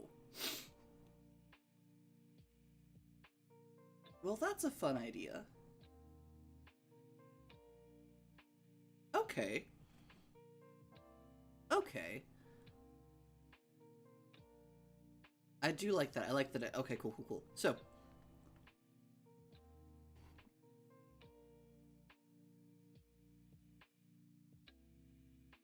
it is going to be a volcanic jungle, just not how you would expect. I'm thinking it spawned a type of trees in a cavern near deep cliffs, or somewhere in deep cliffs, that they have evolved to survive purely off of the glow of lava to photosynthesize. And so, like, it is a volcanic jungle filled with all sorts of life because the life cycle has a slightly different twist there in that one localized little area.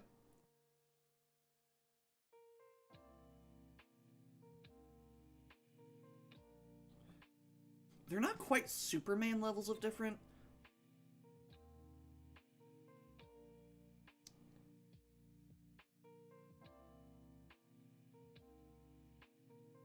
Yeah, they're not Superman levels of different, but I will say those plants tend to be incredibly successful whenever they're brought to the surface.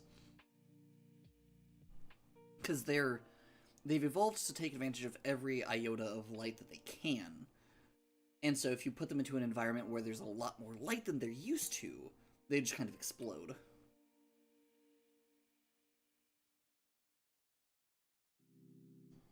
I guess that would make them invasive species everywhere else, because they would probably be... They could possibly outcompete other species. Hmm.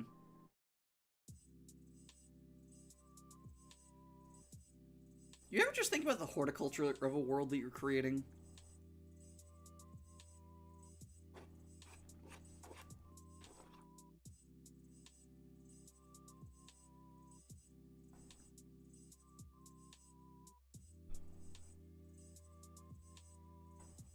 Hmm.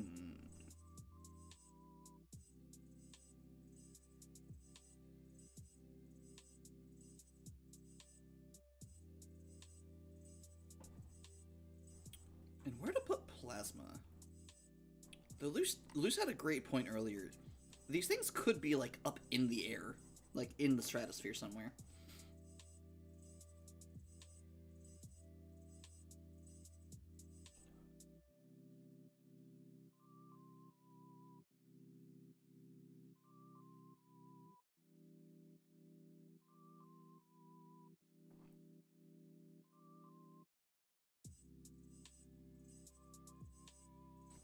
Oh, that's a good point. Hmm. Okay. Hmm. Okay, that's why. That's why. So I've been trying to figure out... So the chain of thoughts you just listened to me reacting to one-sidedly was... Technically, the ley web... The ley lines go throughout all of creation. Like, it's not just... These are local ley lines. These ley lines go to other planets, to other worlds, to other galaxies. So... It was like, well, why aren't there junctions of other ley lines? Already established that their hearts aren't on this planet, but, you know, why aren't there junctions? A junction can only be formed if a ley line has enough of a presence on a planet to create a electromagnetic... Ooh, pardon me. electromagnetically active core to sustain the nexus. And if the Leyline does not have enough influence on a planet to do so, then it will create no junction. Due to the need for a core to be present, this is also whether or not junctions in space? Question mark asterisk?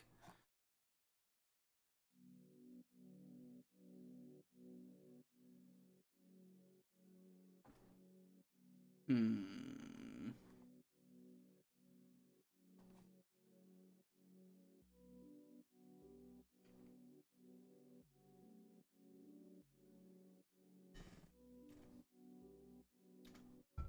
I need to examine that one a little bit more. Try to figure out what exactly is going on. But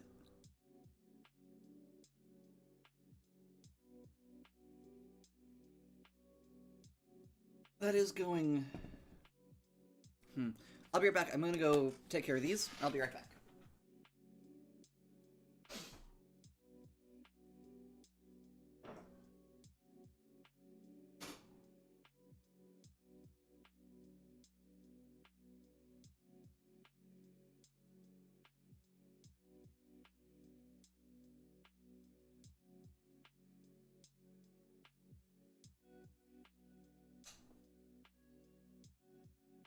Hey, buddy, if we could cool it with all of the random aches and pains, I would be 5 ever grateful. Honestly, 6 ever grateful, even.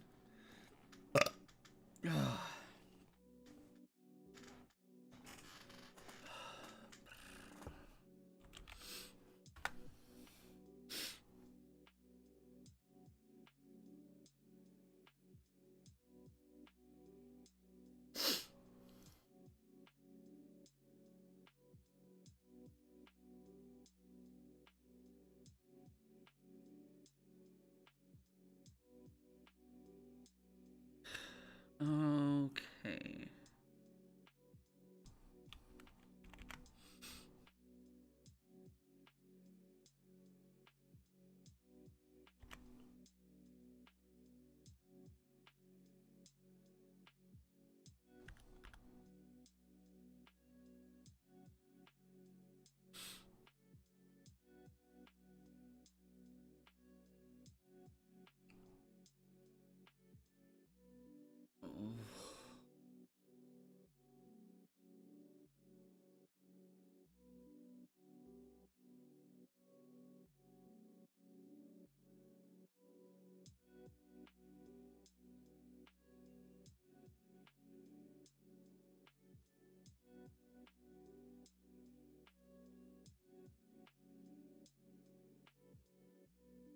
Okay. Also, I don't know who's watching, but hi. If you have any thoughts, feel free to share them. I would love to hear from you. Especially if you're like from one of the communities I posted in Tumblr about. Would love to meet more people from those.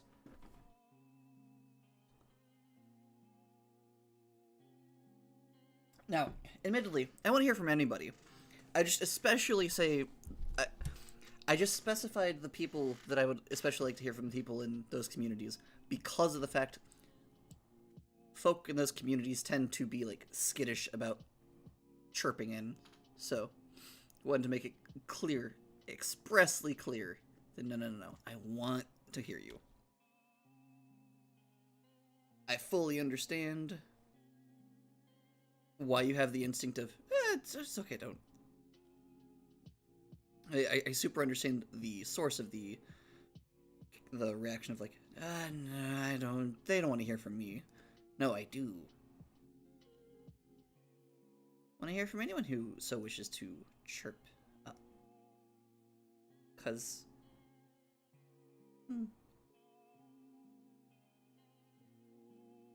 I want my channel to be a place where everyone feels their voices heard.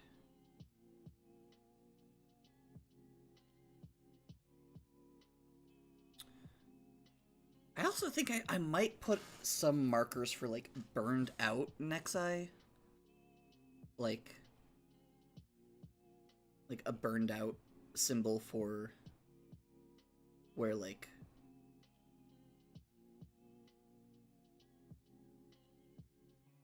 you know, the old nexus of travel used to be, for example.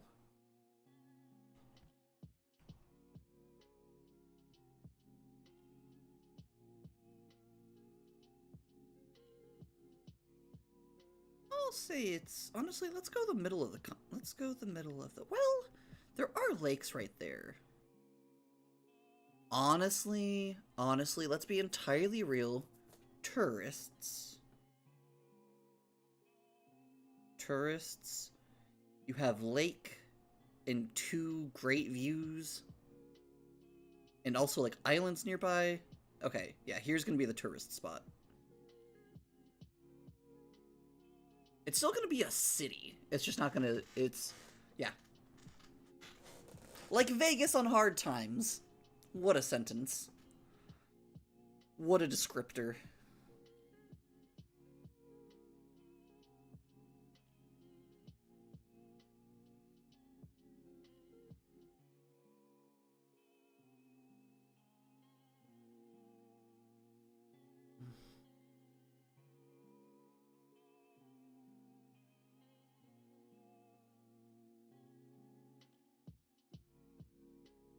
Let's see. I don't really have any ideas for other, like, dead.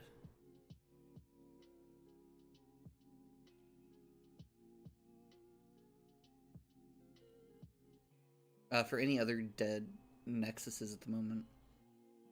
I guess, actually, technically not true. I just don't know where I want to put Sifter's old casino. For those of you who may be joining in for the first time, TLDR, one of the gods accidentally ate a fundamental part of reality because this god's a douchebag. I'm a little being unfair and uncharitable, but not by much. Let's see.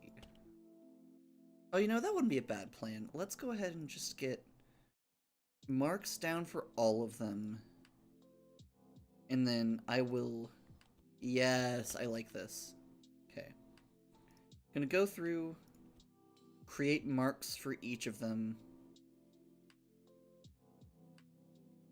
and then place them afterwards. Oh, I really would like to remember what I had in mind for the heat distortion.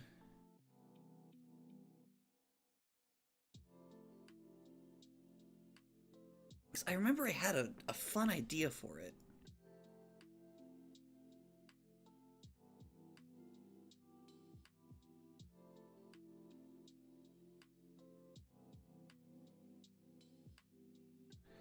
Just can't remember what it is, or what it was. I'm coming up with some pretty neat ideas to replace whatever it might have been. But no clues what it might have actually been. Let's see. So symbols. Let's see, can I color 3 different parts of you? 1.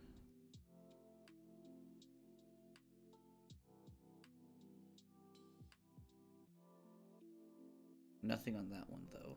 That's unfortunate. Trying to figure out which symbol I can color. Oh, hello! Welcome to the stream! We are creating symbols for different parts of the world. Currently I am doing a small little bit of searching, trying to figure out which symbol will let me do what I need to with it, because most of these things are junctions of only 2 ley lines. However... Oh, you don't let me recolor you. You're dependent upon where I place you. Well, that's good to know.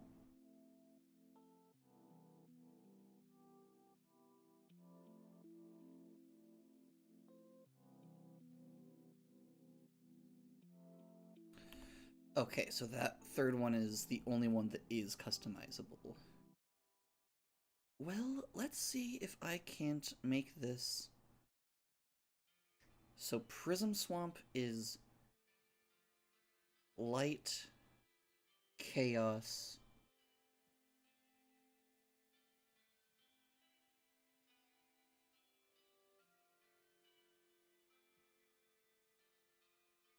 I believe it's light, water, earth. Light... yeah. Yeah, light, water, earth. So light is yellow.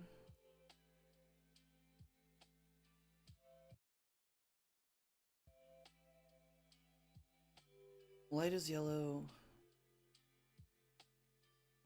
Earth is this brown.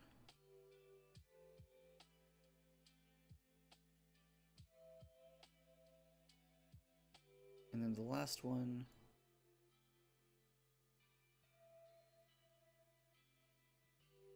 is blue. Okay, so I think we want to do...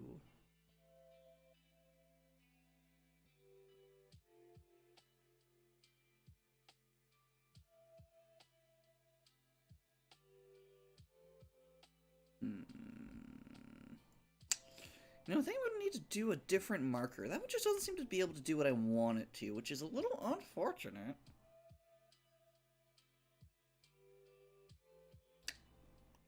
Let's see. I may also just choose a different marker.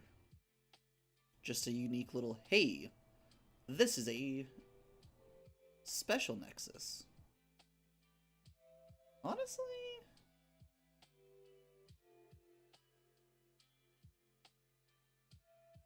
I don't hate that thought.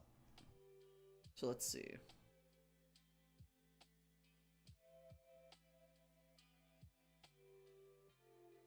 This one still does nothing for this one, but that's fine.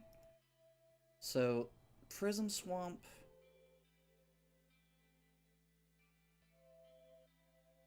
I'll say that one... well, that one is technically... it is all three. I will say the two that come to mind the most whenever I think about a place called the Prism Swamp. The things that come to mind first is the water and the earth. For me personally. So given that I can only have two of the colors be present in the actual end design, I'm going to make it the water and the earth. Acknowledge a slight bias against the light ley line because I don't like the god that's in charge of that.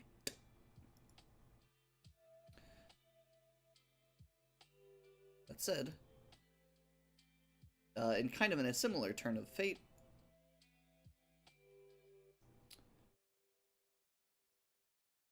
this one is going to be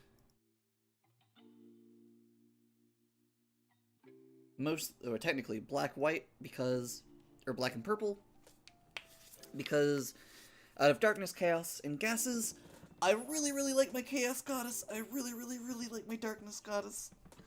I actively desire to run a campaign where somebody deposes the current god of gases.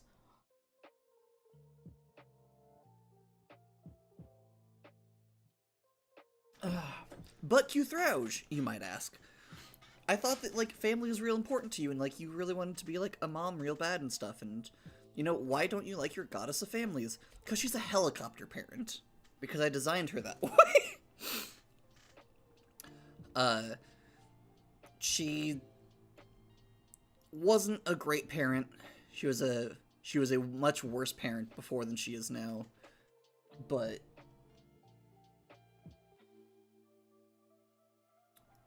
the descriptor I often give for her is that, for those of you who have read it, she used to give the mother from the book A Child Called It a run for her money for worst parent ever, which is saying something. Now, after becoming the god of the Leyline of Air, she's kind of been forcibly chilled out a little bit, if nothing else because of the fact that now her sense of perception now encompasses all of creation, So it's a little hard for her to, like, focus on, like, one area. You know, it's a little hard to micromanage things when you yourself aren't able to focus on the things that you're trying to micromanage.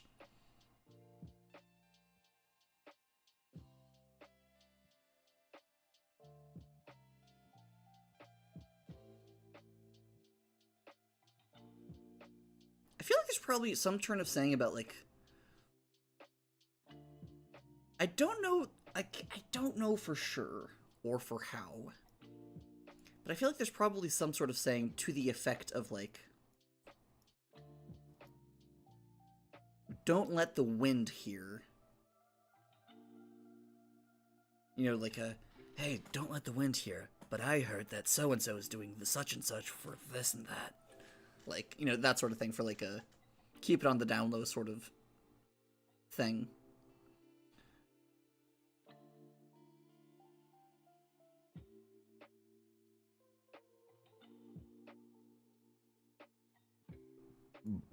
Pardon me. Just because she is such a nosy goddess. We do not like Kulnir.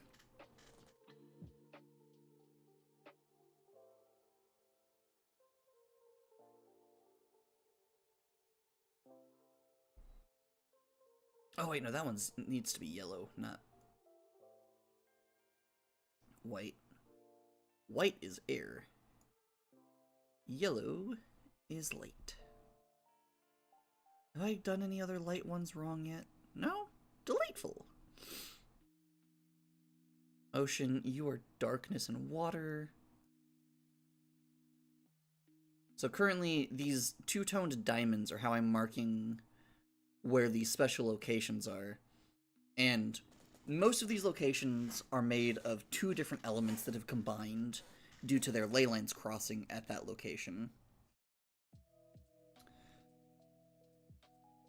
Due to this, the way that the map, like the map symbol system works is the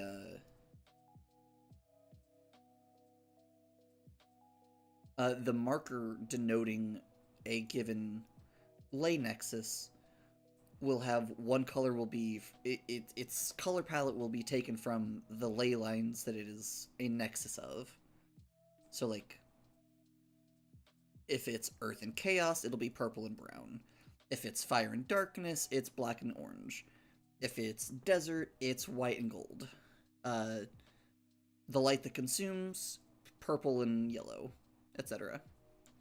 So currently I'm just going through and making all of the combination symbols and coloring them and getting them all set up so that whenever I actually put them places, I know where they're going to be going.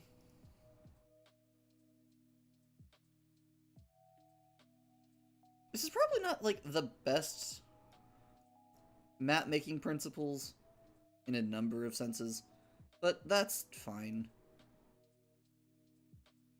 I'm not really too perturbed about ensuring I have map making practices correct, as much as I'm concerned about just having fun and making my map. And let me tell you, I'm having a lot of fun making my map.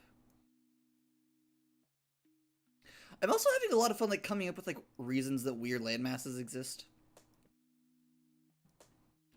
Like, the whole reason why one continent is just one really big turtle is because I thought that would be cool as hell. And I still stand by that decision.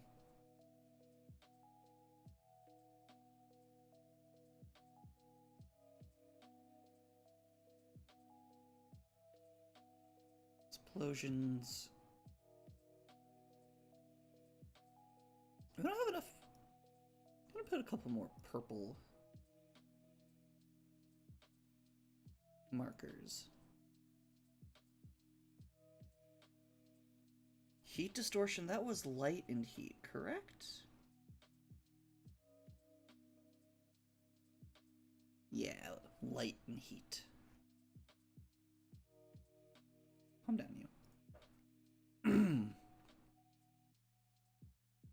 So heat distortion.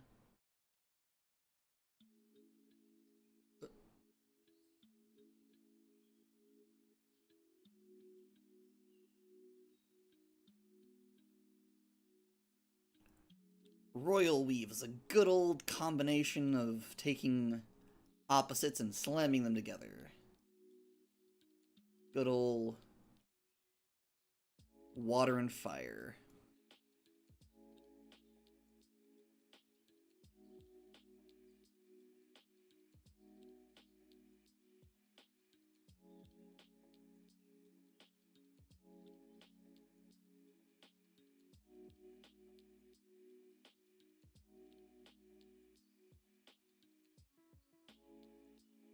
Let's see. Oh, cool. Okay, so we have all of them made. Now, where do I want to put them?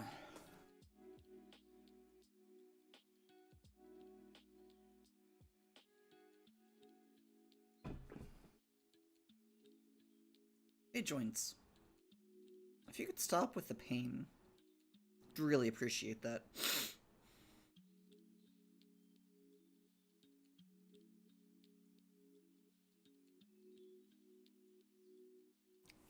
Well, there is... Which ocean's the largest? I think it's the Tyotsfin? I think it might be the Tyotsfin Ocean.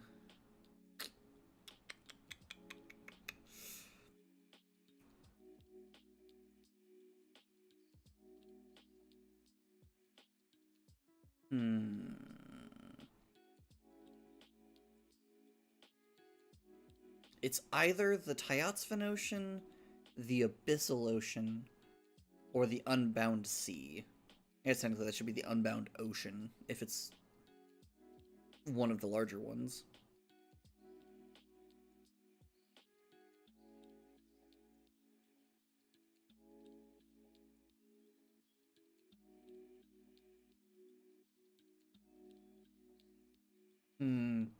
I do like why the Iris is named the Iris. It's named the Iris because some folk who can fly were flying high up above the... Like, they were flying high and they realized that, oh, it kind of looks like the sea is a massive eye right here due to just how things form.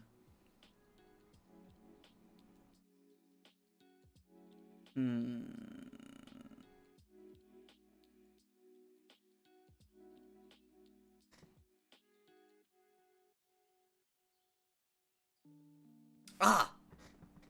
Ocean is darkness plus fluids. So that means it should go in the Abyssal Ocean, because the Abyssal Ocean is the ocean that forms around the Deep Well of Midnight, which is where the Leyline of Darkness is.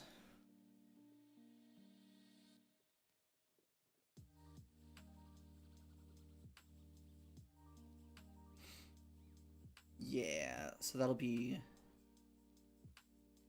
The Ocean Nexus will be up there.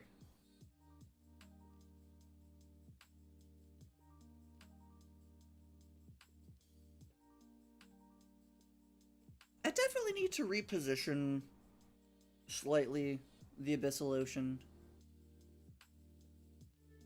Actually, it's fine. Oh, Royal Weave, though. I know where the Royal Weave goes. Where's Royal Weave? Here you are. Because the Royal Weave is why the Cauldron is the Cauldron. Like, that is why Boyle Shore and the Cauldron exist. The Cauldron's weird. All of the sea life there is innately resistant to fire, or at least heat.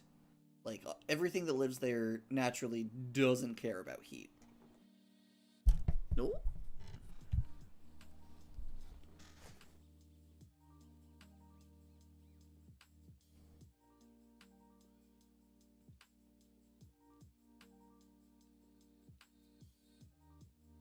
Yikes. Let's see. Anything else that I have set up that is where something should be? The Prism Swamp is going to be somewhere on Rolsar, because that just feels fitting. I think the Illusionscape will be... Nope, that's the wrong symbol. I think the Illusionscape will also be on Rolsar somewhere. Just because it's... Out of the continents... Either Rolsar or Lakil Fair feel like they're the most... water-affiliated?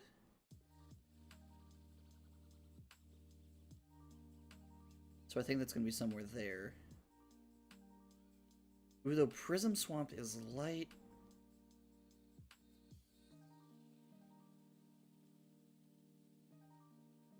Ooh, Prism Swamp is...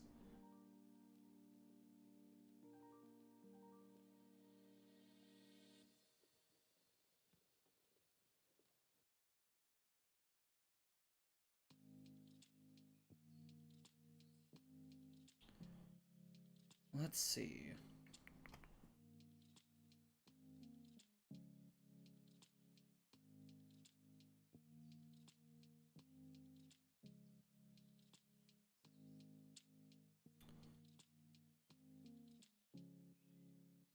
Well, for it to be swamp would be earth, structure, fluids, light. Ah, right, structure, fluids, light.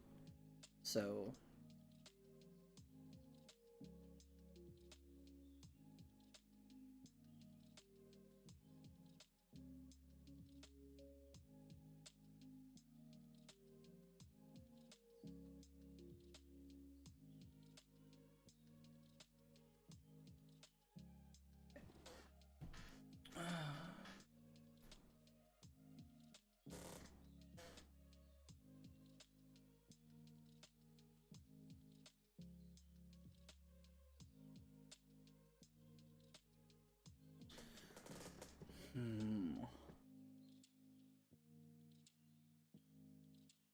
Oh, that's kind of a good point.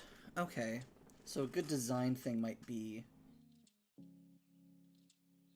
making sure each...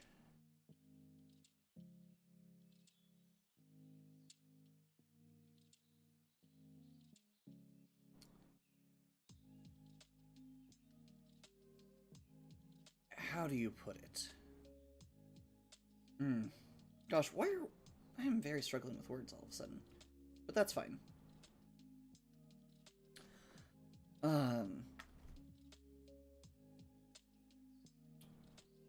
Make sure each landmass has at least one nexus on it, I think is a good underlying design premise. So that's something I'll keep in mind. I think the desert nexus is going to be in the desert because it's the desert.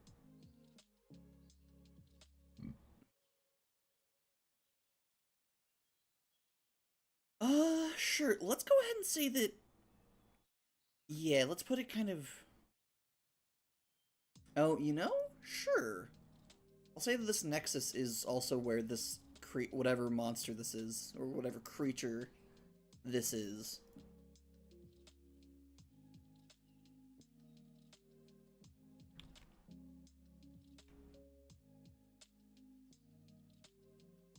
Hello? Why can't I move the... Also, actually, go drop yourself. Oh, right. I forgot I originally had, like, merfolk that lived in the desert. Like sand sharks, but merfolk.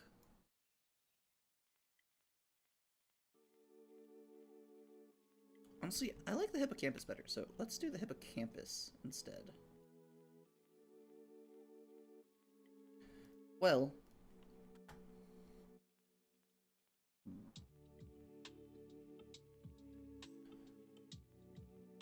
Leyline of desert.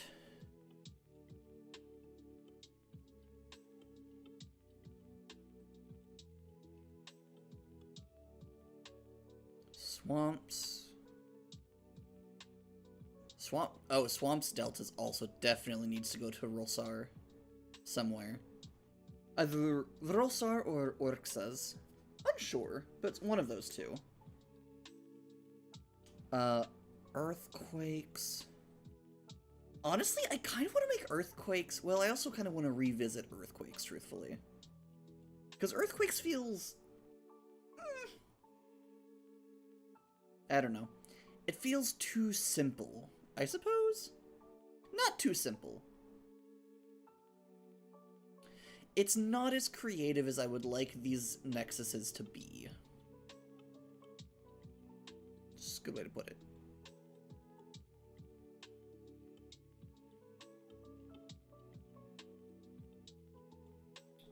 Honestly, the Shadow Nexus being in the Shadow Scar, that, you know, kind of just makes sense. Maybe I'm losing my mind, but I think that just makes sense. Like, have a Shadow Leyline, have something called the Shadow Scar. I guess by that logic, technically the Amber Burn might, or the Explosions one might go into the Amber Burn. But I also kind of want to do something more interesting with Fire and Chaos than just Explosions as well. Heat Distortion.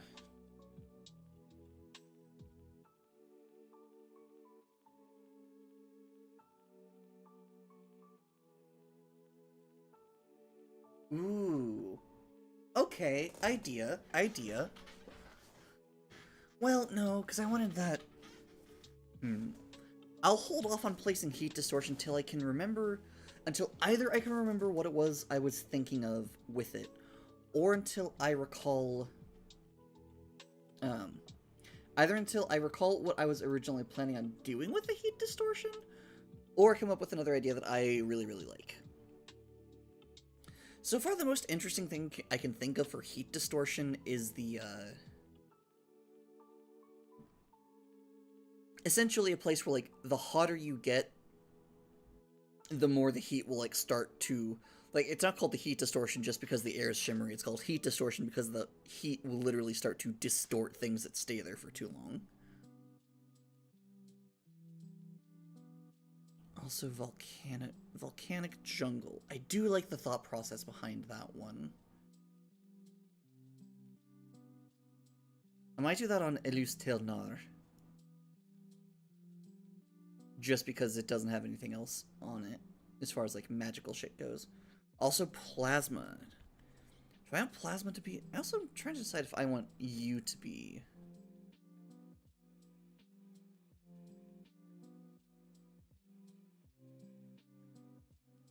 Leyline of... yeah, the heart of the Leyline of Air. Air.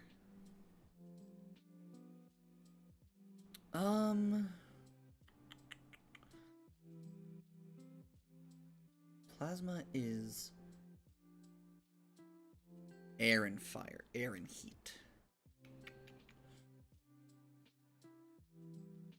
Oh, though mountains... Well...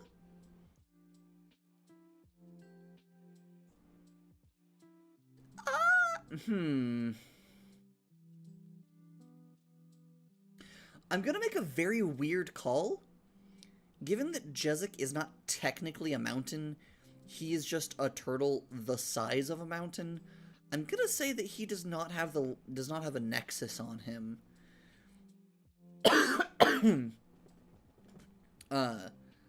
However, I will say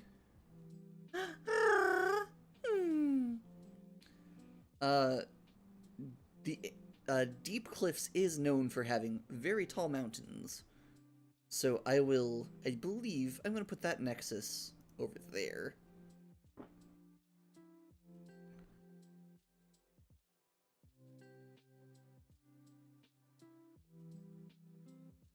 Yeah, put that nexus there. I mean, I could also put that down near Matichi.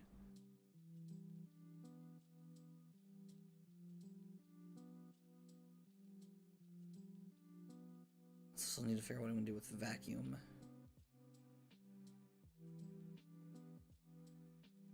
Okay, well, let's see. Which land masses still need something weird on them?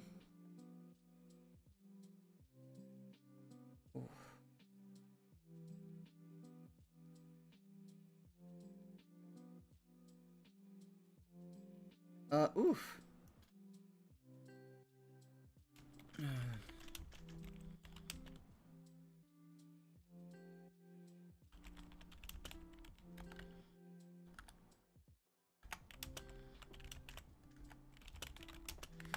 Ooh, I'm actually going to, be right back. I don't know, yeah, I don't quite know what's going on, but, I need to be right back, because something, is upset with me in my tummy. So, I will be right back.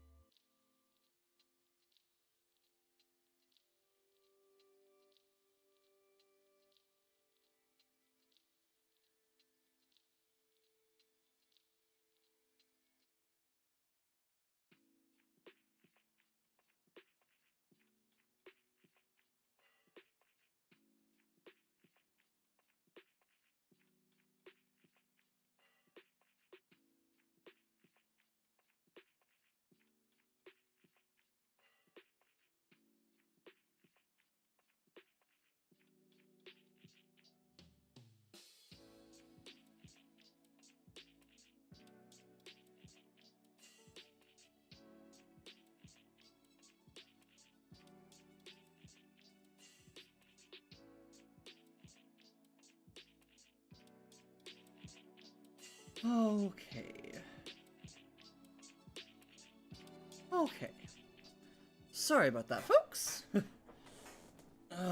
Don't know what happened, but Tommy was suddenly like, "Hello, I need attention." No, this is not optional, not up for negotiations. I'm like, well, alright, fine.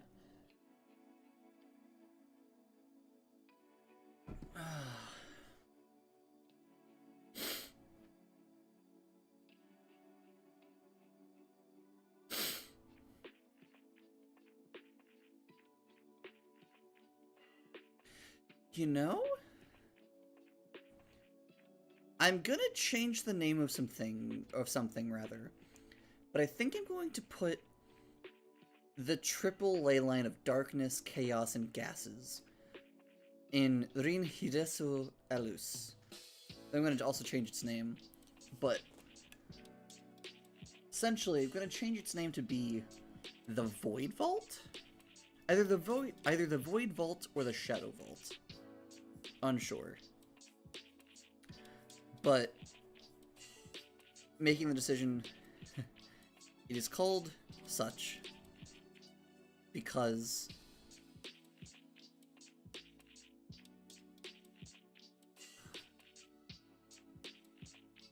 essentially weird creatures made of pure void tend to spawn here, which range from like relatively harmless, like just kind of, you know, they range from the relatively harmless to the innocuous but devastating, and also like a couple things that are just like, okay, there's a scale. On one side, it is like, actually no, I guess it's an axis, or there's it's a, oh, what are they called? There's two axes. There's weird to normal seeming, and dangerous to harmless. Strangely enough, the thing that first came to mind is like devastating were void termites, and they're devastating not because of perhaps normal reasons for such a thing to be devastating, but rather they're devastating because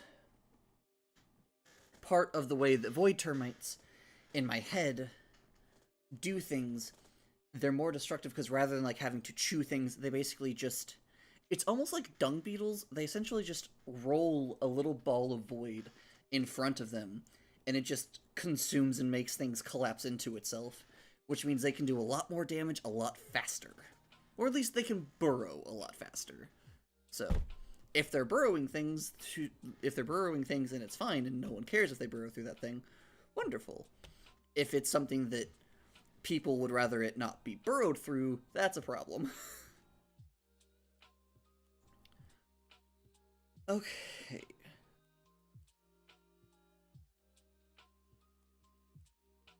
Let's see. Where are my Chaos Nexi?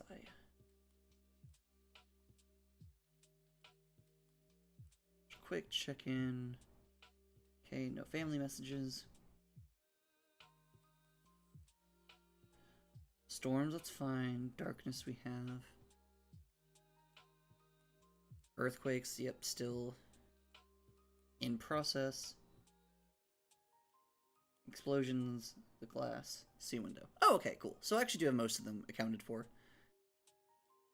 Okay, cool. I just wanted to make sure I wasn't skimping my favorite element. Okay, so earthquakes. Let's see, what could you do with Earth and life? Earth and chaos. I mean, earthquakes is the simplest answer. And not everything need be eldritch horror, I suppose. So some have told me. But I like the eldritch horror. I like it a lot. Oh, you know? Chaos and structure. That could be why the Silver Sea exists, somehow.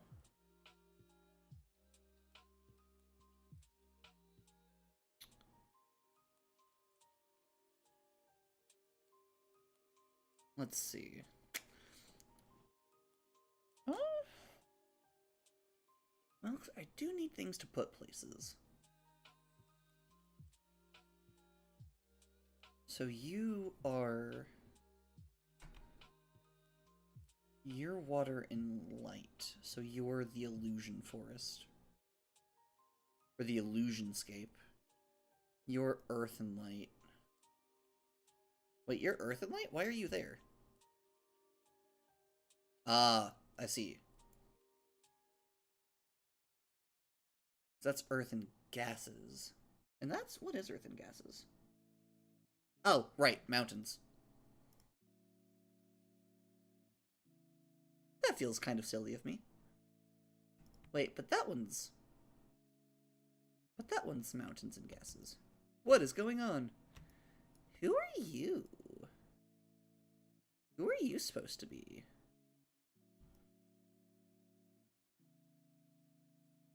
Well, hell. It's like the one thought I had of, like, moving them without, like, marking down where I was putting them was like, what if I forget which ones go, like, which ones are what? Or if I do something like this.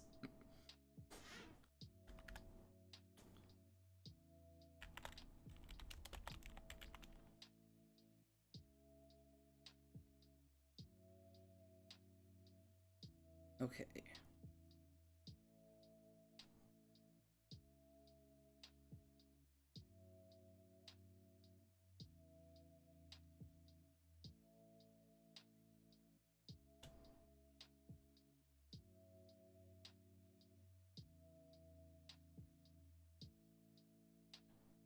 Let's see. Earth. It's not earth lava. That's somewhere else.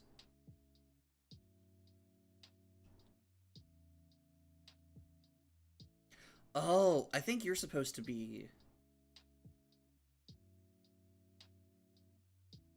You're supposed to be swamps. You're supposed to be swamps slash deltas. That's what happened.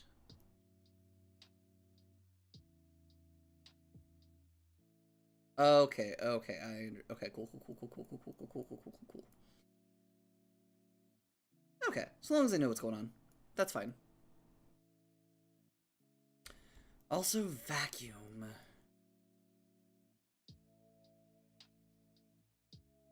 Oh, that's weird, but I like that. Okay. I'm gonna put vacuum on Isilag. Technically above it.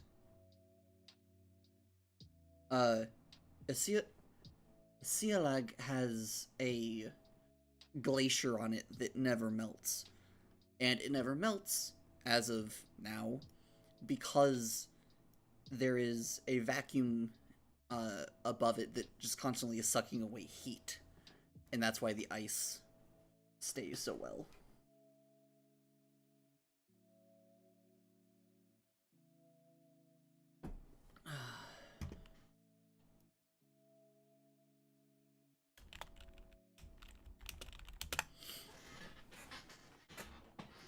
Okay.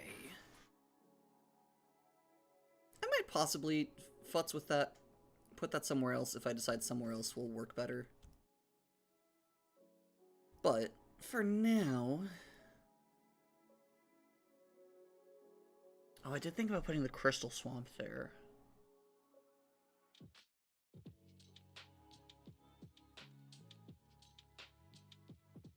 Let's see. You have one...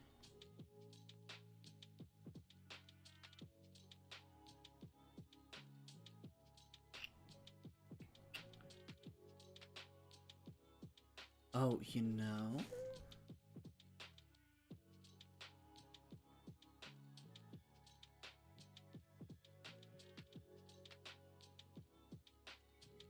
I do need to put ports in places.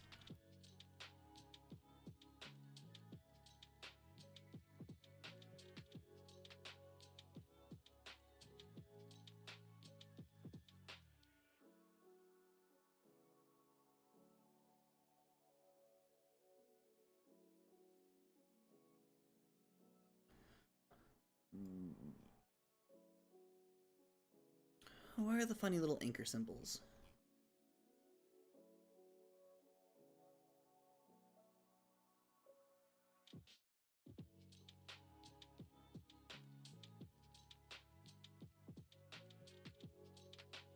Is it one of you?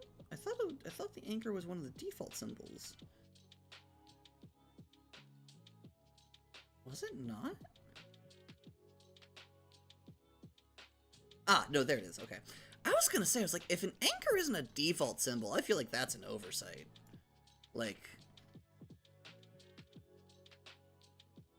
granted, not every world is going to have a port of some sort, but like,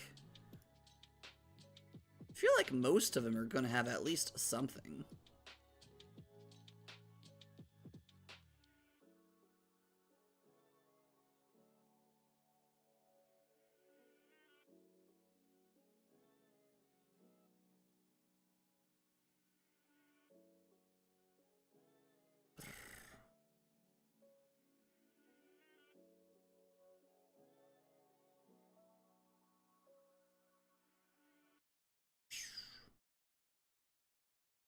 I will say, can I? I don't believe I can. Yeah. I wish I could copy paste things. That would be very helpful. But that's fine. We make do.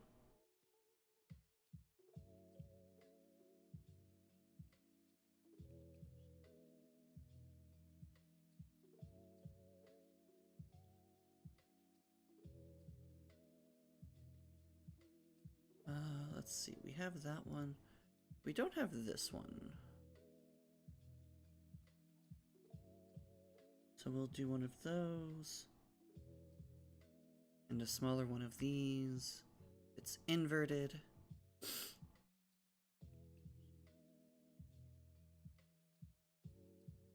Alright, we gotta make sure. I cracked the code, I believe, on how the coloration of things works. It's... If it's just... If there hasn't been any painting done to the place, to the land before, then it will be instantly whatever you do. Like, whatever colors you take, the icons will instantly take them as well.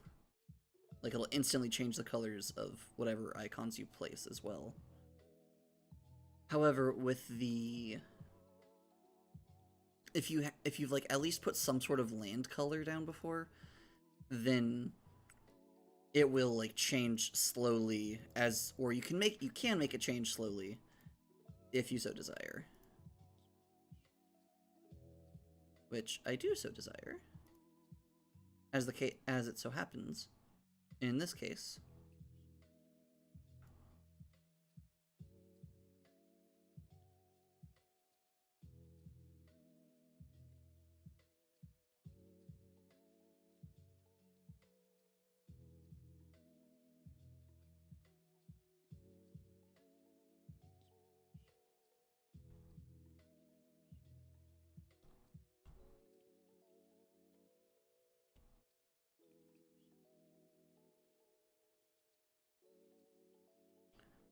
I do like how that looks, however, I do want to actually... I feel like you all ended up kind of coming out way... I did not mean for all of these symbols to come out quite so detail-destroyingly dark.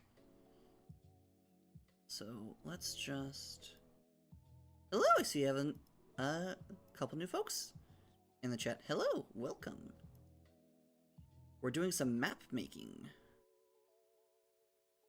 which may or may not come as a surprise to you, depending on where you came from. This is fine. I'll remember where all of these things go. Absolutely. I will not come to regret this at all.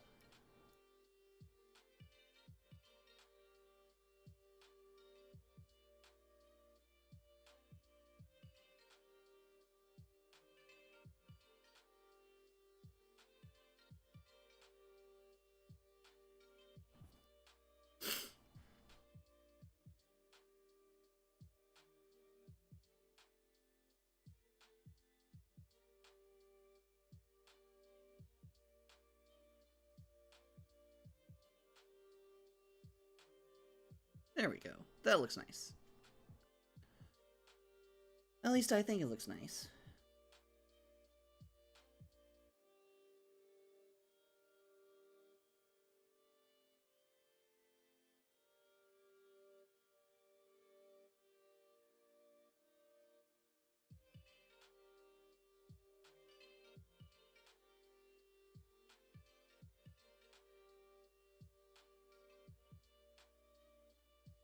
Honestly, that's probably a bit smaller. I think the windmills are used as kind of an indicator of. I don't really like super figuring this out, but I think I like the idea of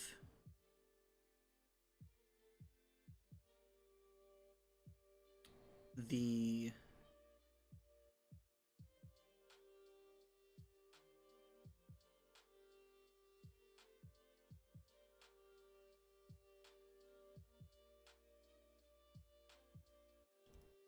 I hadn't quite like thought this far ahead slash like intentionally made this way before, but I think I'm gonna have it be that the windmills are essentially a hello. There's like an active farming community here. Like there's like a place of agriculture. Which honestly, truth be told, would probably have a couple more. Each one would probably have some sort of like small village that would accompany it, just because. Gosh, I can hear that wind going outside.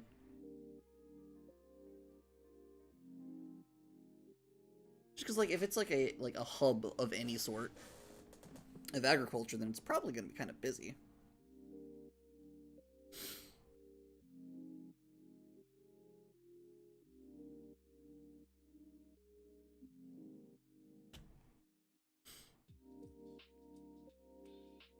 Oh, come on now.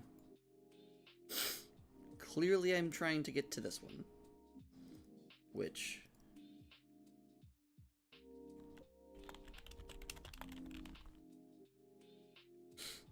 The Edge of Darkness, which I'm probably going to then translate into, like, I don't know, Elvish or something?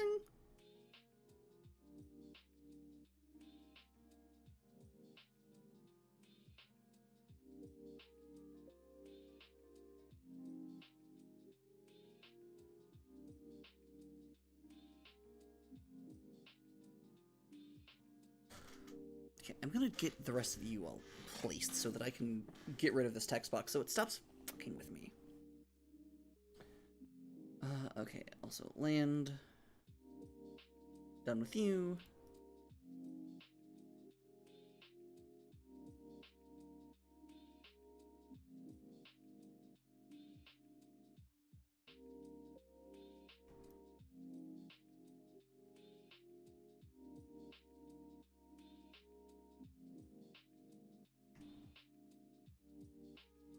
Huh, interesting.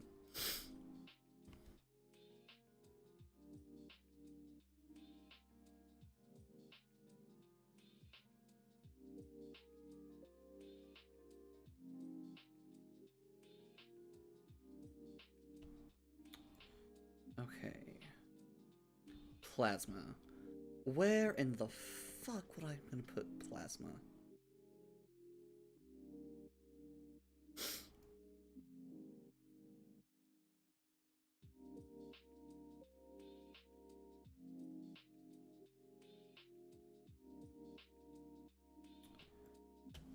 And truth be told, I kind of am a little... Well, I guess not technically, actually.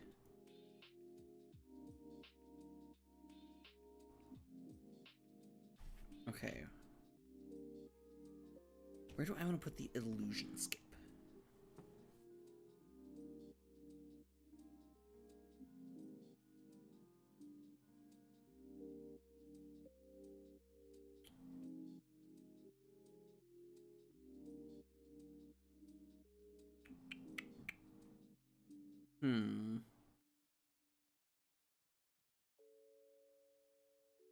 Earthquake and we have structure in chaos.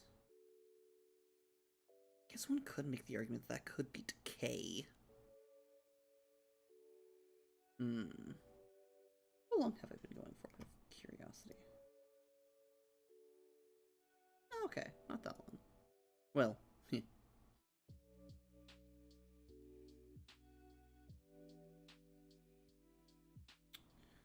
let's see. No, as much as I like kind of the thought of it being like a vacuum of heat, that still just doesn't feel right for a vacuum.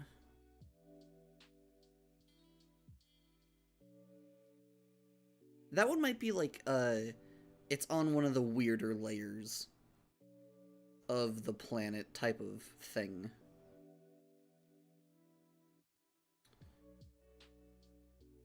I think I'm gonna go with the Crystal Swamp. Oh, that would make extra sense, actually. Yeah, the Prism Swamp is going to be on Isialag. Ooh, Aishalag. Ooh, Aishalag? Aishalag. Aishalag. Can pronounce that a couple different ways. Anyway, I'm gonna put it in the Ice Country because the Ice Country is on the Ice Country is in the magical ocean. So it makes sense that there would be like weird ice crystal things. The Illusionscape, which is essentially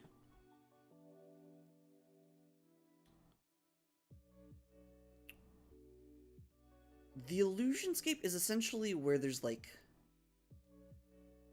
mirages and whatnot.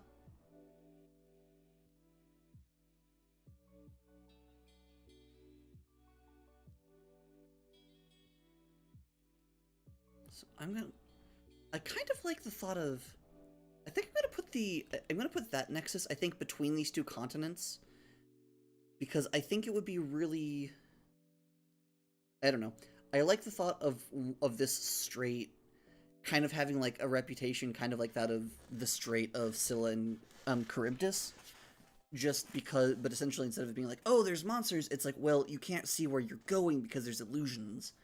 And so, you know, it would make sea travel in that part of the world mean you also have to be like skilled at testing what's real, what's not.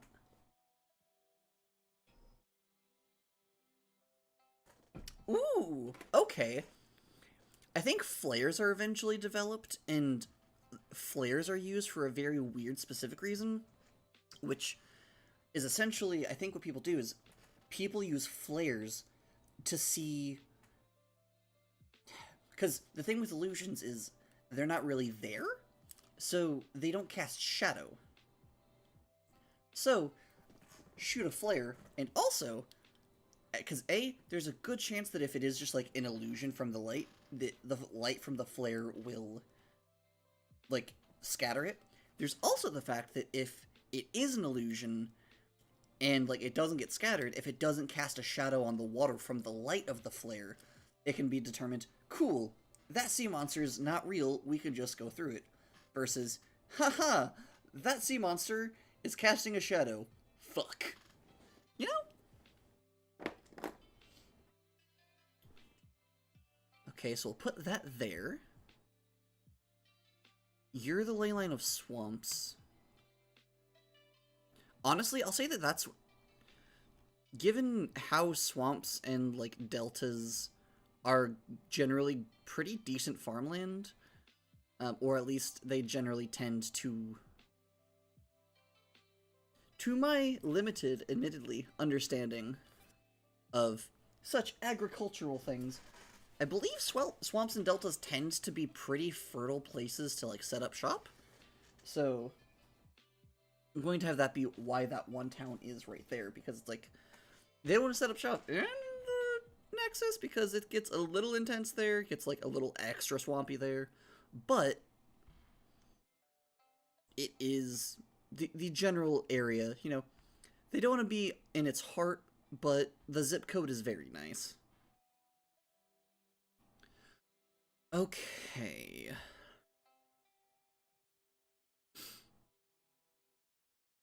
Fire and chaos. Well, heat and chaos. Oh, wait. Well, no, that's heat. That's heat distortion is a different thing. That's not that one. Tracks. Well, all right. Chaos and heat. I mean, honestly, kind of thinking of calling chaos and heat the heat distortion, where it's just like the heat thermal energy just behaves weirdly in that area. And so it's kind of a... Well, that also would be a little bit close to the royal weave. It's a little unfortunate. Volcana gets the Nexus of Lava because it's the most volcanically active. Heat distortion. What plans had I for you, heat distortion? Also, I think Earthquakes is going to be...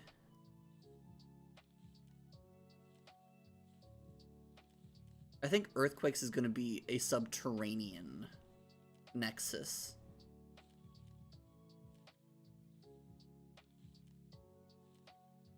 You know, I'll put it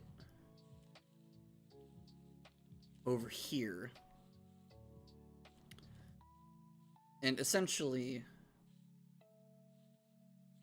Not quite, but the edge of Matichi's kind of... Or the edge of Tasia is a little bit like the San Andreas fault line, I'm gonna say. Or just like, it is a known place where earthquakes occur. Some people theorize that a significant enough earthquake is why Tasia split off from other continents. That is such an interesting... Something I have not fully considered is, like, what level of knowledge there is. Like, do people understand germ theory yet? Do people understand what an atom is yet? I think I'm gonna put the vacuum in the stratosphere.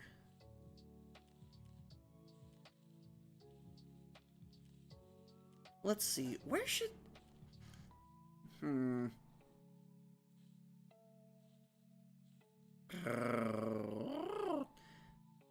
Uncertain, actually. Same with plasma.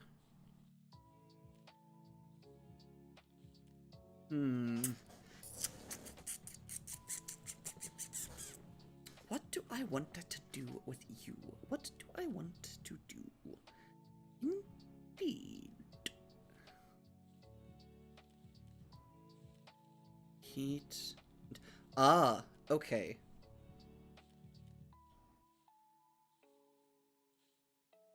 Well, there's no real other association with heat over here. I could always say there is now.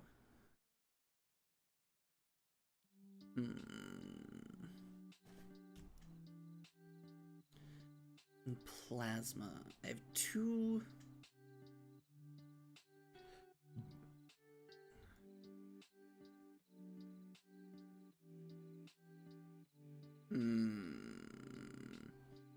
Do I want to give the Crypto Elves the... I really don't want to give the Crypto Elves anything.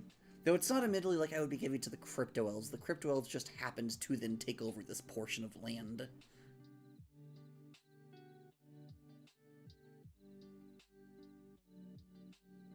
I do like how the Crypto Elves truly, they exist...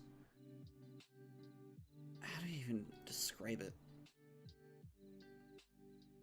Their methods are such that even when they are highly successful, it does not really amount to much due to just the cost of the things that they do is such that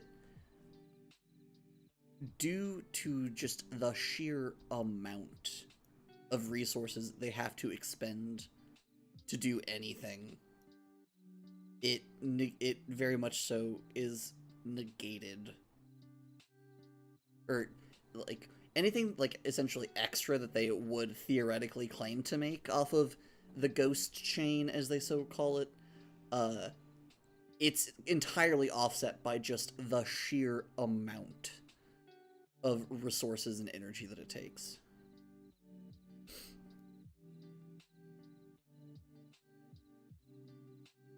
Oh, you know, I'll put the heat distortion on in the Arctic, essentially.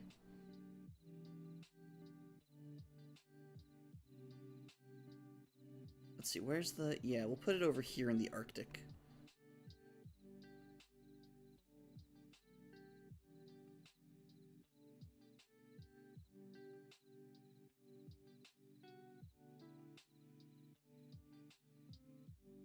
Because the Sea of Shards is already a fucking time. Do I have the space map on here still? No, I do not. Looks like, hey, yeah, I have the old map. Hello, we have a couple more people. Welcome to the stream. We are doing world building, and I'm getting close to being done. At least with this part. Currently trying to think of something interesting for a combination of chaos and heat. What the fuck to do with a vacuum on a planet. And also where to put a weird Leyline nexus that generates plasma, as in the state of matter. That could also be in the Sea of Shards, since reality kind of breaks down there.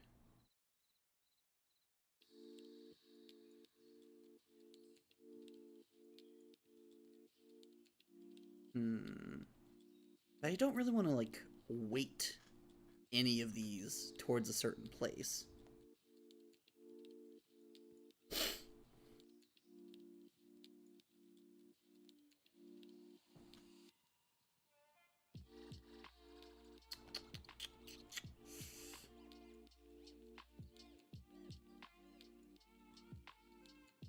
Oh, that could be fun.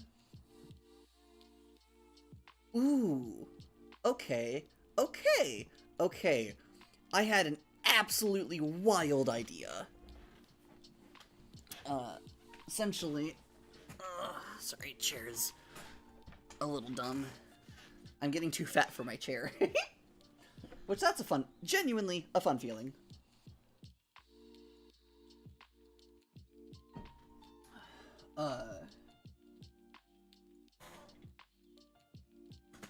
Essentially...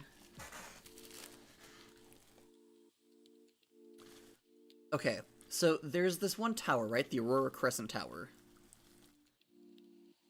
Shit's weird with the Aurora Crescent Tower, because it's like... So, like, 85% of this world is fantasy-ish? Like... It's like, it's a high magic world. It's a high magic world. That's kind of, at the end of the day, it is a high magic world. There are magical creatures, there are active sources of magic that walk around, like, the equivalent, like, this setting's equivalent of gods just walk around and do things. So, very magical world. However, the Aurora Crescent Tower is, very, very different. The Aurora Crescent Tower is a weird structure that has kind of existed between different universes, which, for the uninitiated, succinctly, I have decided that in this universe, the Big Bang is only the first part of a cycle, the second half of which is called the Great Collapse. And every time a Great Collapse happens, another Big Bang is practically guaranteed. And then a couple of universes ago, essentially, a civilization created a ritual that now ensures that the cycle will start over again. Because previously it was kind of just a... It relied a lot on luck, more or less. Well, not luck. It relied on factors that could reliably be expected to follow certain patterns. However, it wasn't something that was being done? Like, it wasn't simply... Sorry, I dropped something underneath my desk. How to get it. But it's not that there was a, So it's just that the cycle was happening, but it's not that anybody was doing the cycle. A couple universes back, somebody actually created a ritual to ensure that the cycle would keep happening, even if no one was around to keep it going. Well, I guess it's not entirely true. Oh, you know, I hadn't thought about that. One little hitch in this plan being that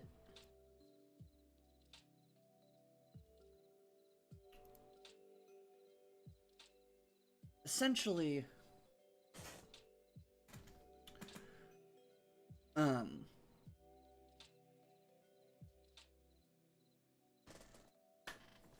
words. Someone created a ritual that allows the universal core... Gosh, it's so complicated to explain.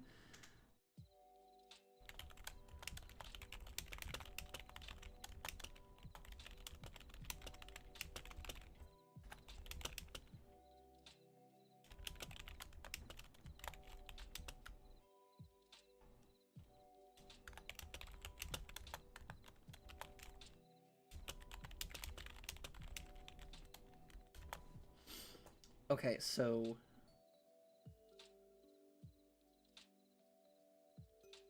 Where is... alignment.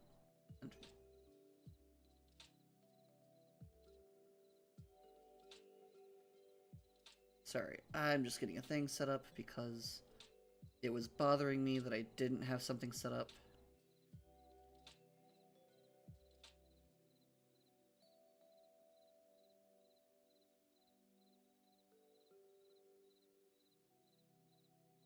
Something I should have done a while ago, but it's fine.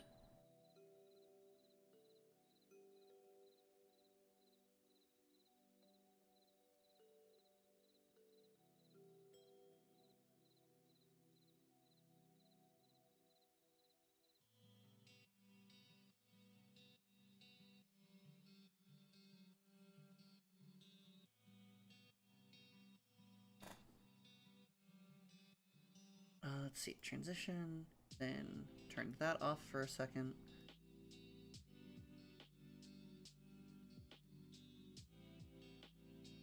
Cool! That fits almost exactly perfectly. Delightful. Cool. Ugh. I've been meaning to do that for a couple streams. I keep forgetting to, and then it bugs me whenever I notice that I forgot to do the thing. So. Right, so the Universal Core... Essentially, it kind of homestucks itself. Every single cycle, at some point, it will send out the information necessary to ensure that the universal cycle happens again. Oh, hey! Hi! Alright, so I say that, like, it kind of... It sends out the information to ensure that the universal cycle can be started again, but I guess it also... might need a failsafe of having some sort of like a, okay, if there are no civilizations that have developed in this timeline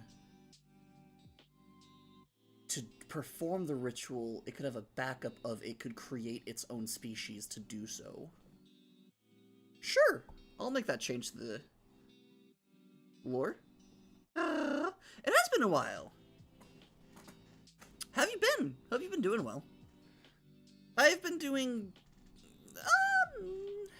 well, shit's been weird. Oh, okay, right. All of this to say, uh, the Aurora Crescent Spire, it's a weird creation. It has survived for multiple universes, and every single universe, every single time it gets, um, I'm, I feel that. I'm not in any, like, active, I'm not actively in any communities specifically for conlangs, but I do have my own conlang, actually. It's called Cuvithray, and it's what Cuthrauge is crafted in. And I very feel that. My bones have been getting progressively worse, and hurting more, which has been not great. I'm actually going to need to do a little bit more pain management here in a sec, so that's fun. But it's fine.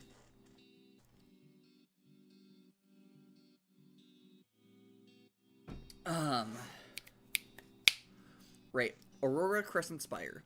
It's a multi-tier tower of discs that rotate in and out of reality. I think I like the concept that it has existed since a previous universe at minimum. And I also like the thought that while it does have its own ability to generate power, I like the thought that they found a way on this world to harness one of the junctions, one of the nexuses, and I like the thought that the nexus of plasma has essentially been turned into a battery for the Aurora Crescent Spire. So I think I'm going to go with that explanation and put that little symbol in the middle of the tower.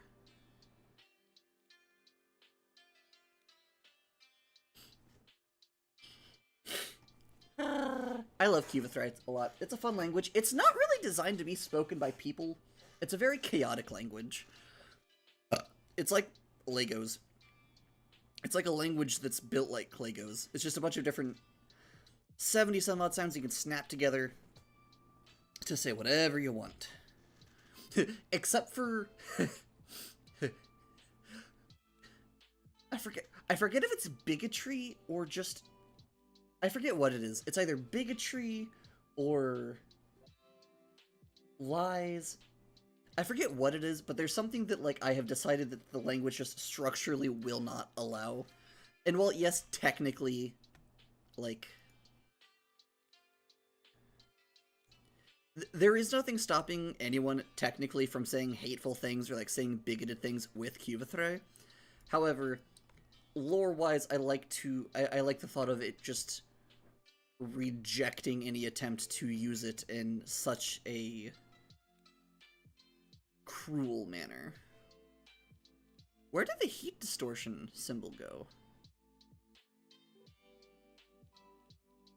Oh, never mind. I moved that one. Right. Gosh. The one downside to pain management, it makes me a little bit ditzy.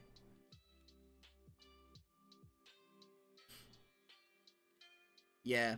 I mean, there would absolutely be magic infused into it if this was a reality in which magic was allowed. But no, the admins say that we can't use a magic because it would break physics and break the laws of reality. So no, we're limited to just these mortal shells and their abilities, which I'm not salty about at all. No, never. Why would I ever be salty about not being able to do all the things that I should be able to do, and that I'm limited to... No, why would I be salty about that?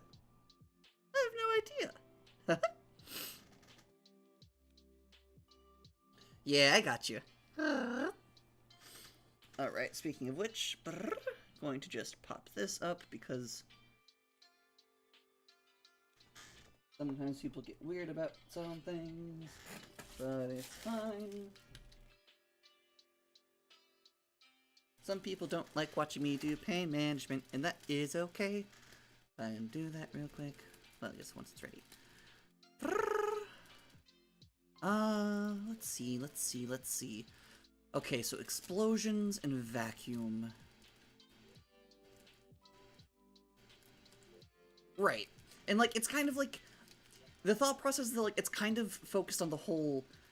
in kind of, like, a similar way to, like, the the ancient language from Aragon, where it's like, because you are stating facts about reality, trying to state a fact about reality that is in fact not a fact, it doesn't like to behave with that.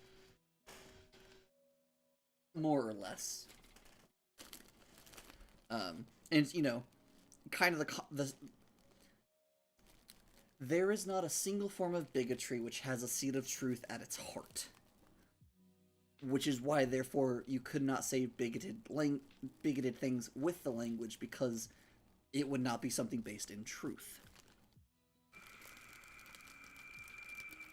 Gosh, I have no idea how much sense that makes, if any. But, you know, here we so are.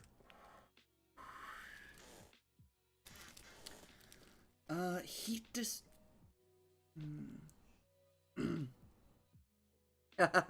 That's fair. Well, I have complicated feelings on... Well... So, I don't know if it's the autism. But the way I interact with things... There are some things I have very, very, very nuanced interactions with. And there are other things that I have very simple interactions with. And there are yet other things with which my interactions are both simple and also complicated. And Aragon is one of those things. Honestly, so is Harry Potter. Because I do want to see JK on a pike. But that was something that, like, I bonded with one of my grandparents over. So, well, I'm not buying anything new. Hell no. I still do, like, hold my copies of, like, signed shit that my grandma got for me. I hold those close, because it's from my grandma Sherry, and I loved her. So, Aragon I have a different complicated relationship with, because,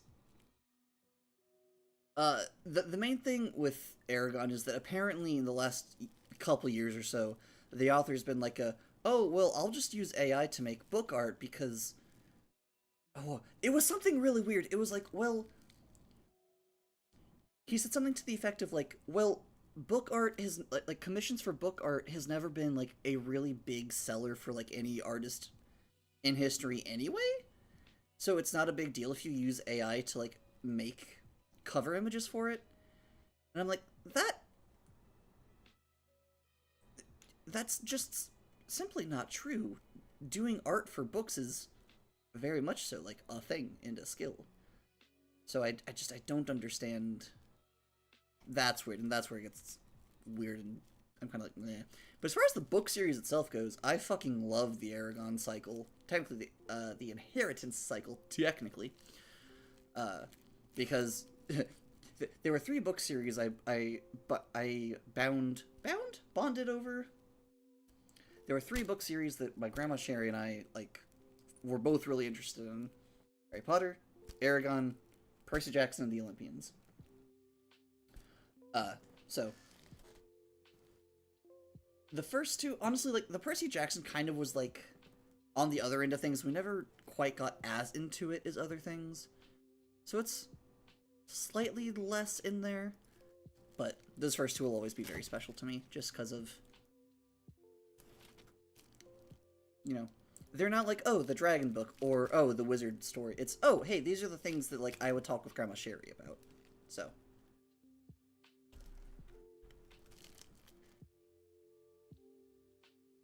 However, as you'll see, I am not the sort of, honestly, that's very fair. Coming to HP, I actually did not like the series since book 5? Yeah, Super Mood. Ooh, yes! I loved Artemis Fowl. God, I actually have very, very specific opinions on the Artemis Fowl movie. Because they did a lot of things very, very, very, very, very, very, very, very, very, very well. However, there were a couple of key details that they changed, and that just, I couldn't handle it. I didn't like it. Most notably is, honestly, there were 2 that were just like, I had to contain myself because of how intense they were. Because, like, I don't really care. Okay, so here's the thing with me, with media that's, like, that's based on other media. Like, for example, why I don't have an issue with the Sonic movies is because they're not trying to be anything else. Like they're not trying to be the story of, like, SA2. Or, like, you know, they're not trying to retell the story of of the games or anything. So there's nothing to really compare it to. Versus the Artemis Fowl movie, which was very clearly trying to replicate, or at least tell the story of the first book. Which is fine. Wonderful. Great concept. I love that. I'm all for it. However, if you're going to try to retell the story of the first book, you should keep some of the most interesting details in the book, in the movie. And there are two things that I found fascinating in the original book that they completely took out. Yeah, there was. Sorry. Sorry for the spoilers I'm about to say then, because... Or I could stop, I guess. I'll leave that up to you. There are two things that really drove me up the wall about that movie.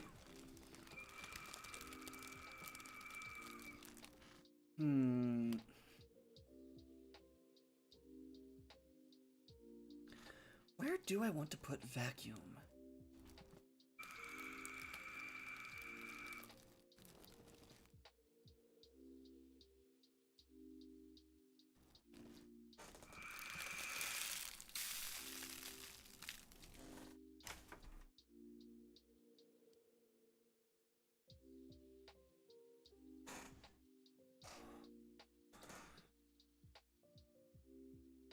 Okay, I think I'm gonna put vacuum in... I'm gonna put vacuum in the whirlpool. And that'll be part of the explanation for why the whirlpool exists. At some point later, I'll figure out where that vacuum goes. For now, I don't need to. Where did explosions go? Okay, there's explosions. Or no. Yes, you are explosions. You're explosions. You still go by Pinto? Just want to double check since, as you said, it's been a second. Let's see. Man, I really want to put a Leyline on every single continent, but some of these just are a bit harder to place.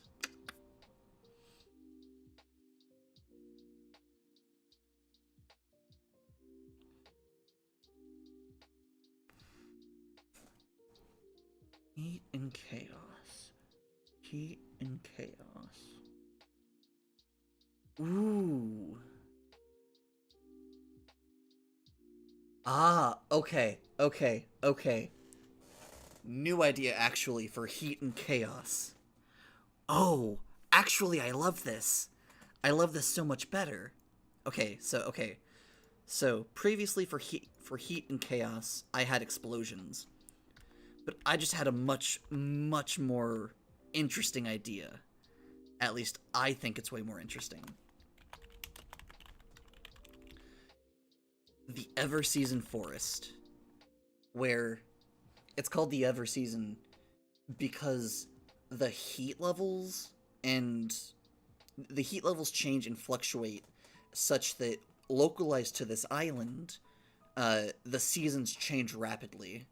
Not always consistently either. So sometimes it'll be like, oh hey, it's winter for 10 years. No, I think that's actually a thing from a thing. It'll be like, oh hey, this winter lasts 10 months, but then spring's like a week, and then summer's like a day, and then we have fall for like half an hour, and then we're back to spring. Like, it's not consistent. And the things that have evolved there have evolved to kind of be okay with whatever season it tends to be. Or rather, not be too season dependent. Okay, I like that actually. Yeah, that's what I'm gonna put there. Okay, so...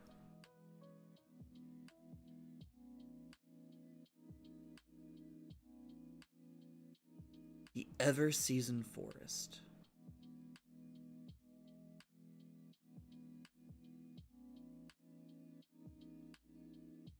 Oh, sure, and why not? Because that sounds like extra fun. Uh, I'm gonna say that the Nexus is positioned such that you can tell the way that the energies are connected. There's this one large tree that you might notice.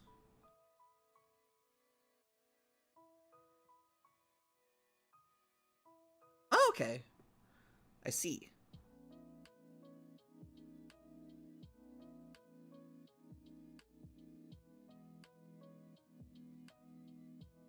Let's see. Fire and darkness. I could do so many things that would be very expected with fire and darkness. Like, I could do, like, hellfire, or I could be, like, brimstone, or, like, lava cave, or, like, demon, or some sort of demonic thing, or, like... Ooh! Oh, that's a fun thought, actually. An area where...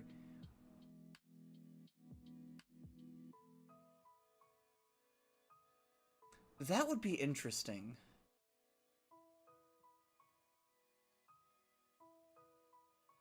Essentially, the thought is making it to where having darkness and fire be an area where anything that the shadows fall on catches on fire.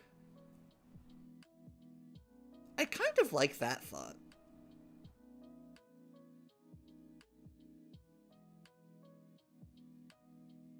Oh, you know, this would make more sense for these things, though. I guess I could have those two be on the same place, but I'm running out of things to do, so I kind of... Then I'll need to move something else, which I'm not the biggest fan of. Because I kind of like where I have most things right now. Yeah, okay, cool. So I'm going to take lava from Vulkna, and I'm going to put lava in Lejak. I'm gonna say there's a very weird circumstance where there's like a volcano,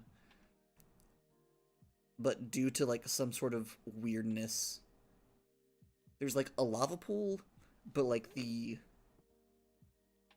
I don't even know how to explain it in a way that makes sense.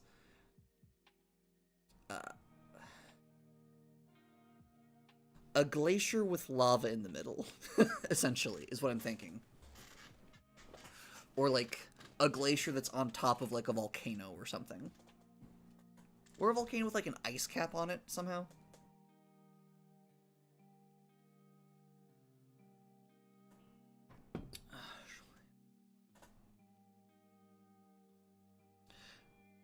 I forget, did I pronounce the name correctly, which was, oh, where was it? Shulael? Is that how it's said? I remember you told me how to say it last time, and I feel bad that I don't recall it. That's true. Wait, that happens in Antarctica? I'm not terribly surprised. I'm a little surprised, but like, that checks out. Like, if anywhere that would happen on this planet, it would be Antarctica. Place is so big. And we know so little about so much of it.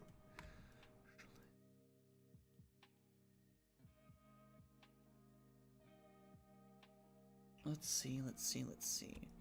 Is that all of them? Almost.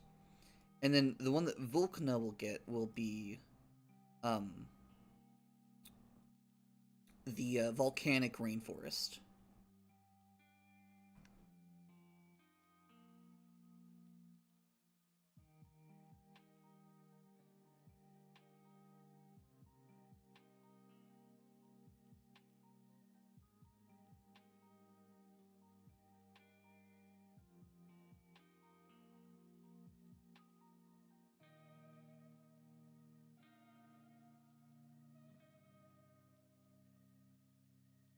Ah, that's fair.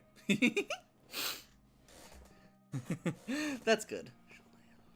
It looks like, I forget if I said this last time, but it looks like an angel name. I think it's because I don't see a lot of names with like the AEL outside of angelic type names. Okay, so then we're gonna want some trees. I don't think any of these are labeled like rainforest trees. And I'm going to be entirely honest. I don't know what types of trees grow in a rainforest.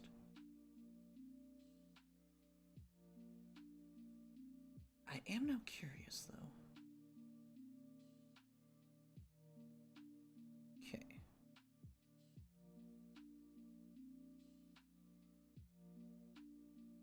These have like, these kind of have like the vibes I'm going for, though, with the like branches that don't start super high or don't start super low.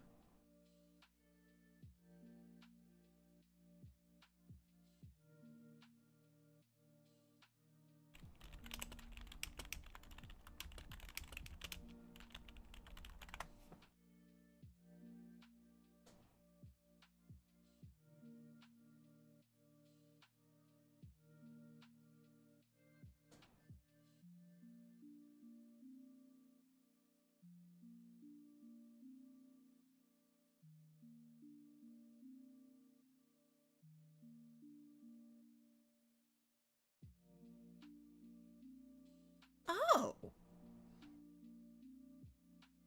cool. So that's where like mahogany and like stuff comes from. Oh, neat. Cool. I just did a very quick Google because I was curious. Huh. I did not realize that mahogany was a, like, rainforest tree. Entirely honest, I never really thought much about where different types of woods come from because I'm not someone to whom, like, wood choices really matter.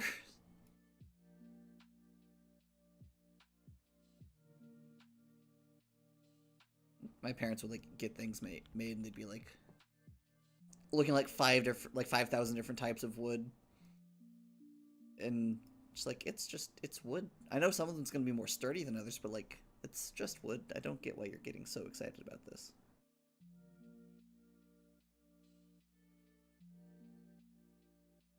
Ah, no. These are back to normal.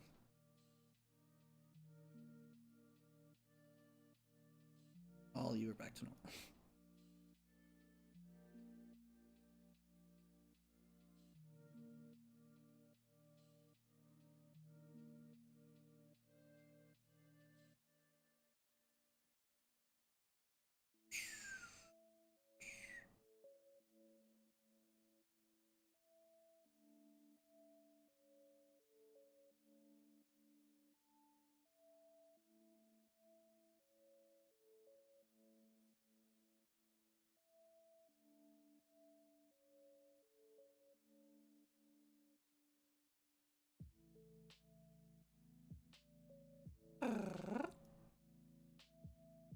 Gosh, I like how that looks. Okay, I think that's every...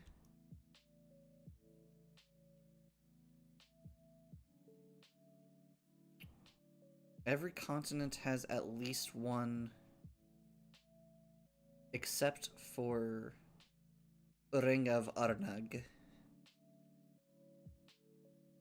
And that's fine, for a couple of reasons.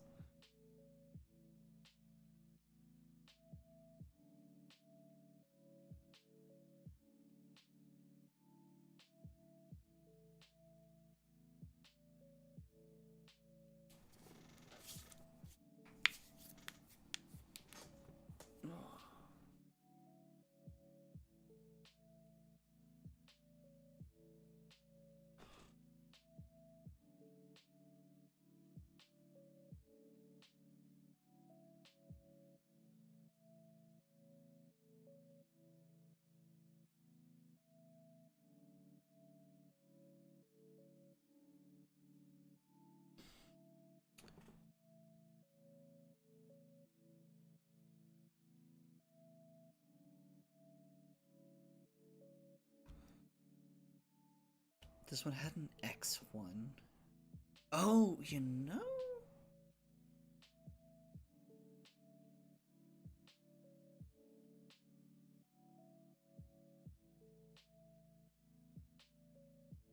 Is it something with you specifically, Outlook?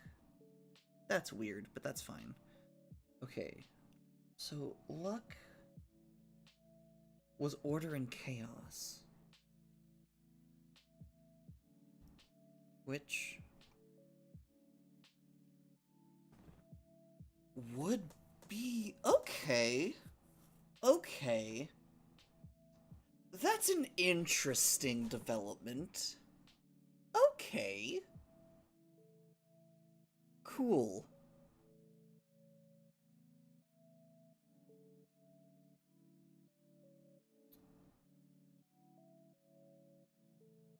Huh. So...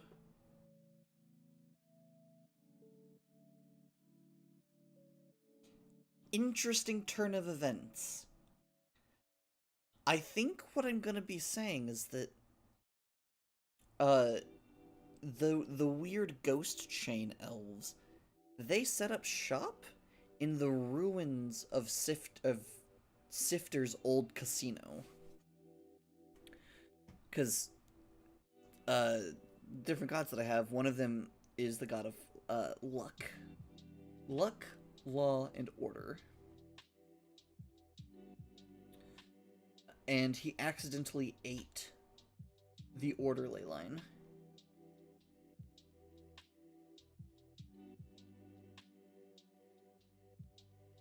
Yeah, it's... so, there used to be another god who was the god of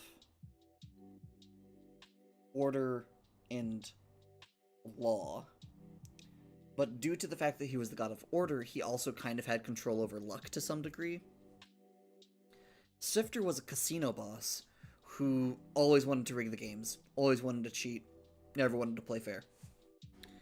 God of Order decided it'd be fun to fuck with him, to fuck with Sifter specifically, just because of how hard this guy would try. And so it kind of started like a rivalry. But Sifter kept on trying bigger and bigger and bigger and bigger and bigger and bigger and bigger and bigger things until he challenged the old god of luck to a game of dice. And whoever won would survive, essentially. And whoever failed would be consumed. No one really knows if the game was fair or if Sifter managed to cheat. No one really knows. Only, well, at this point, only Sifter knows. However, as Sifter was, like, taking what used to be this other god's, instead of just attuning to the Leyline as is normal, he consumed the Leyline.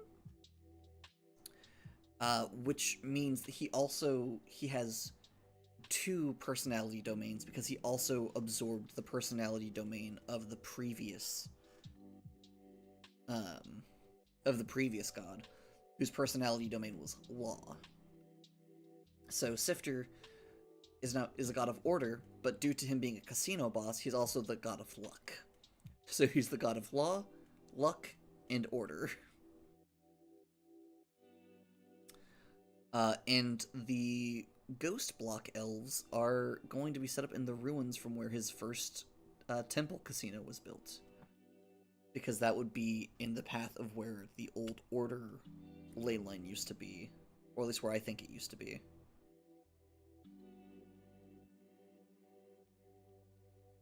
Because in my head, due to how the Leylines function, I had the thought of, well, what if two Leylines that were like kind of competing were near each other? And it would be then their secondary effects would kind of just be canceled out. So where these ruins are is the, like, where the old Law of Order used to be. And it used to be directly underneath the Leyline of Light, Uh, honestly, who knows why it was there. However, the upside is, or what it meant, is that things could be built directly underneath the Leyline of Light without any added difficulty that would normally be with building something directly under the Leyline of Light. I don't know why people wanted to build there. Gonna be honest. Gonna be entirely honest, that's just a detail of the world that I kind of, like, decided, but I have no idea why that would, like, I don't know why someone would want to build there. I guess it could just be, like, because fuck you. Like, it could be just, like, whoever was there didn't want, like, what are words? I guess just out of petulance rather than, like, actually wanting to do it, essentially. Like, oh, well, you're gonna put oh, well, you're right here and you're gonna say that I can't build something just because the Leyline of Light is there and and so that's gonna corrode things? No, screw you. Like, that's really the only... Just because light isn't an overly helpful thing in this setting. The light is so intense from the sun that everything is nocturnal because being in the sun while it's out hurts. Well, depending on where you are. Things that have evolved to be in, like, sun-drenched places have evolved lots thicker, like... Things that are in the sun a lot are hardier now because they have to be. Or hardier on there than they are here because they have to be, otherwise they would just perish from being harmed by the sun. Like, it is... Well, I guess sunlight isn't good. And I guess this is just the Leyline of Light, not sunlight specifically? But Zigzash, the god of light, is still a dick. And his Leyline definitely does corrode and eat away at things. I'm also torn. I think there's going to be a bridge here between these two places, because, like, it just feels like... Where's my... I believe this was originally meant to be Miles? Or rather, this was originally Miles. I just don't know if I adjusted that at all.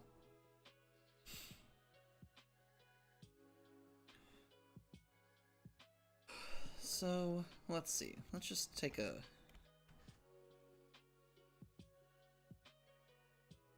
screenshot of you for a second.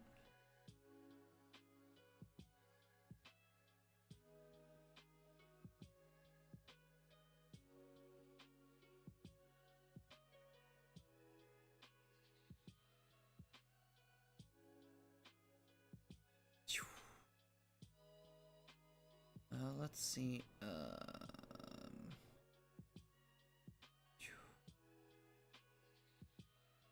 Gosh. Hey, Fire Alpaca, come here.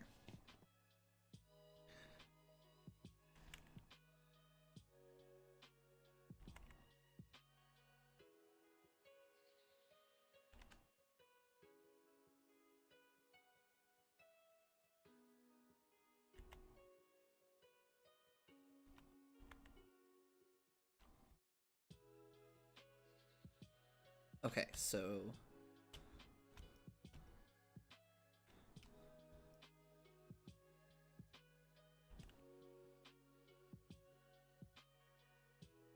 So using this little bit...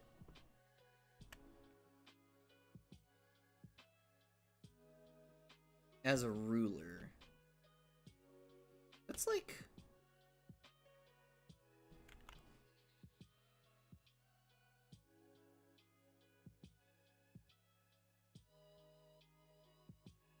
I don't know, it's like a third of that? Maybe? Let's see, that's not... Yeah, it looks like that might be like a third. Either a third or a third or a quarter of the, like, first bar.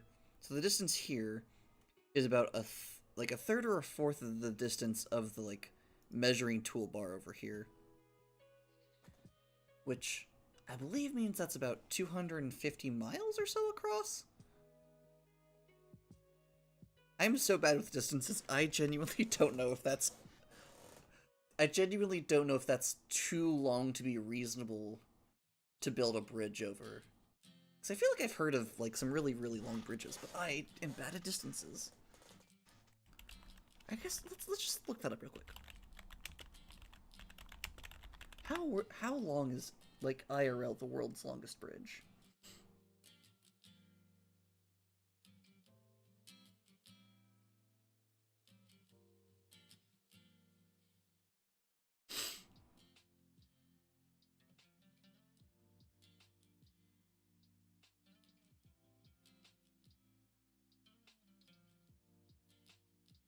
Oh gosh, I don't...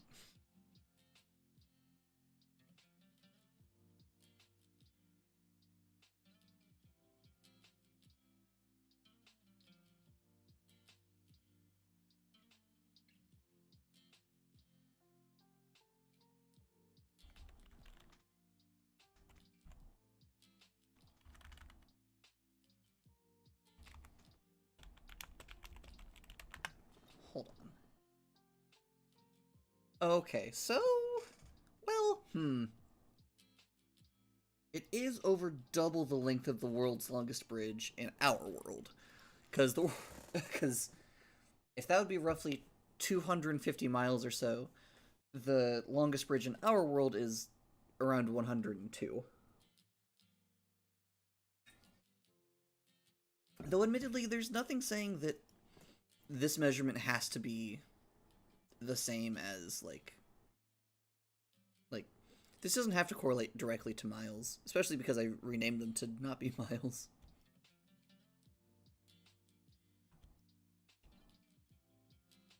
That is good to know, though, because that also lets me know that, like, other places very much so would be too far apart to build bridges, at least feasibly.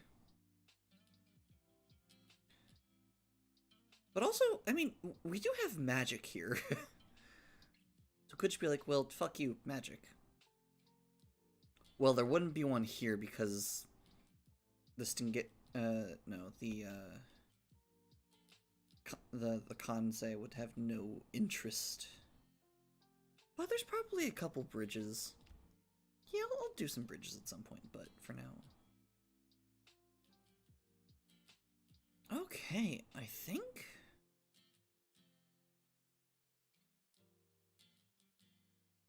that might be all of the things put into place. Oh, pardon me.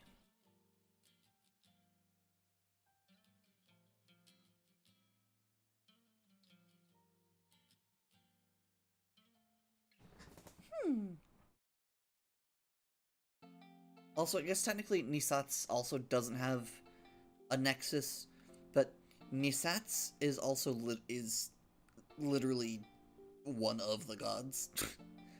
That's... Nisatz is the name of the nation that has built itself upon, Jezik's back.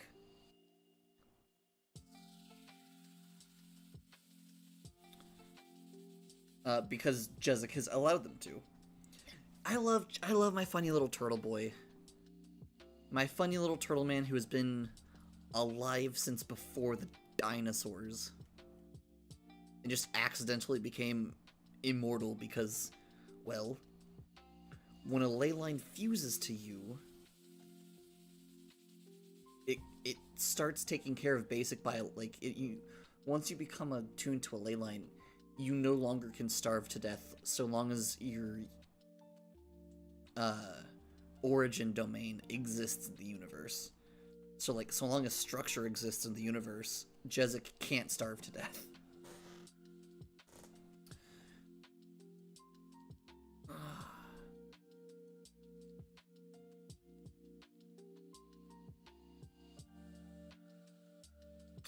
Let's see. I do need to go and actually like write down some of the changes in these names though, because I definitely will otherwise forget what I did with them. Offhand, vacuum we kept. Plasma's interesting. Cloudscape. The Four-Sided Storm.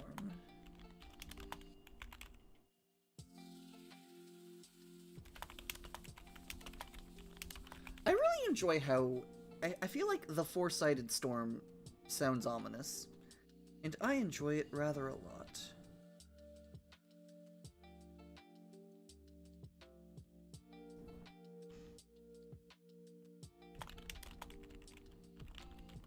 I also really like the Fertile Crescent equivalent, the Womb Shadow. It's... I don't know. It sounds very cute to me.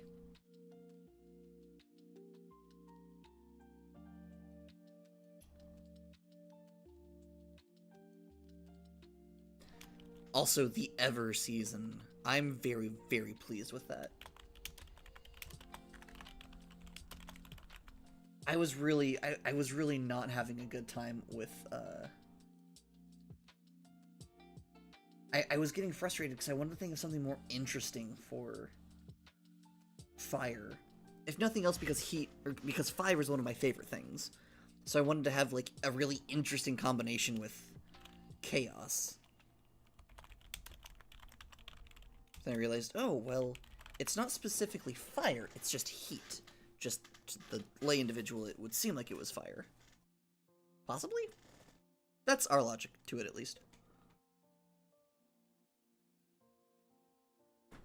Which kind of, because the way we kind of look at it, it's like a... Okay, yes. So technically their title is God of Air. When you get down to it, what really is...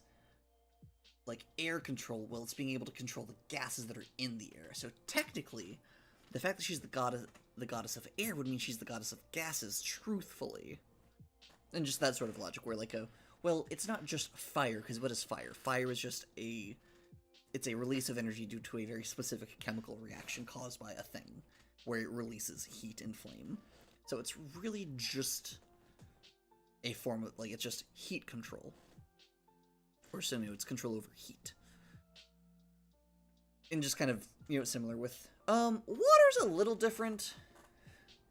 Water's a little different, but only in that, generally speaking, the fluid that people are going to most often run into is water.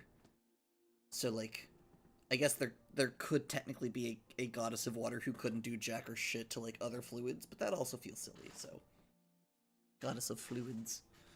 Fluids and war. If I recall correctly, was she one of my trans deities? Yeah, she is! That's what I thought. Just because water is calm does not mean it's not dangerous. She is.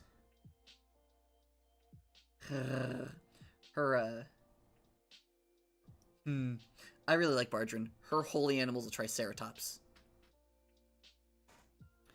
And her holy symbol is, like, the form of a breaking wave, but then, like the top of it is, like, the cresting of a breaking wave, but then the bottom of it is mirrored in, like, the curvature, but instead of water, it's, like, scythe blades that are making the second half.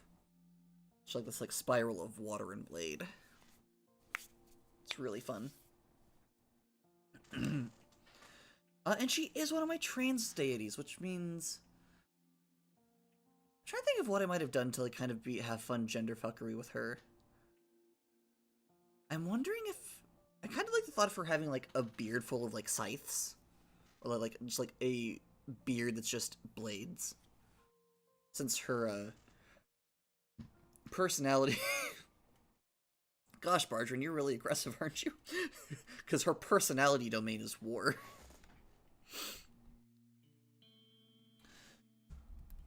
Let's see. Oh, that's what I'm gonna do. Fucking put ports in places, because I realized that there are a lot of waterways, and these places are not all connected. So boats are gonna be kinda a big deal.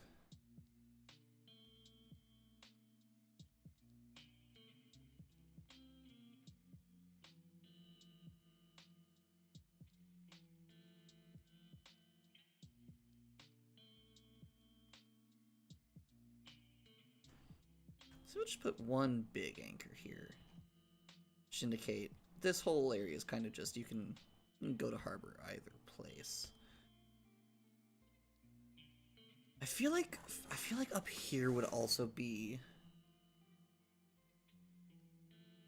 I feel like up here would be a good place to have a port.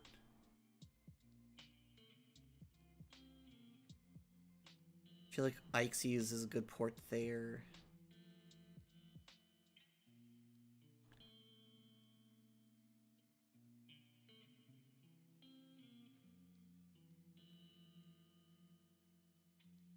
Lake Eel Fair's kind of hard to trade with, truthfully. Because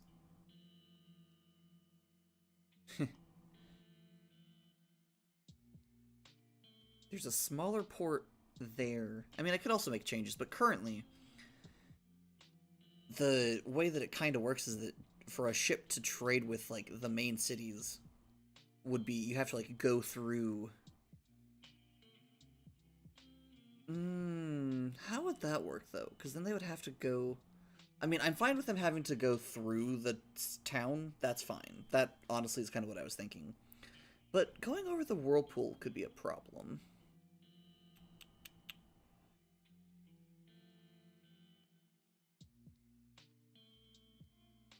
I'll figure something out.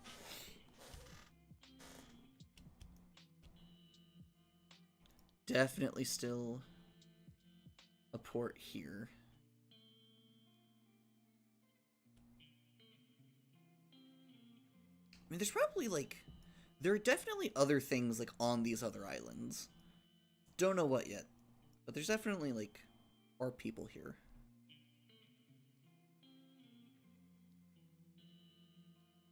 Each of these are kind of have their own...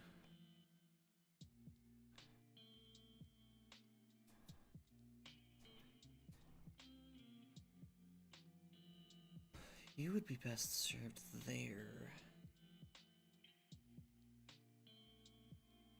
You're weird, you move around. No one likes you. You have one.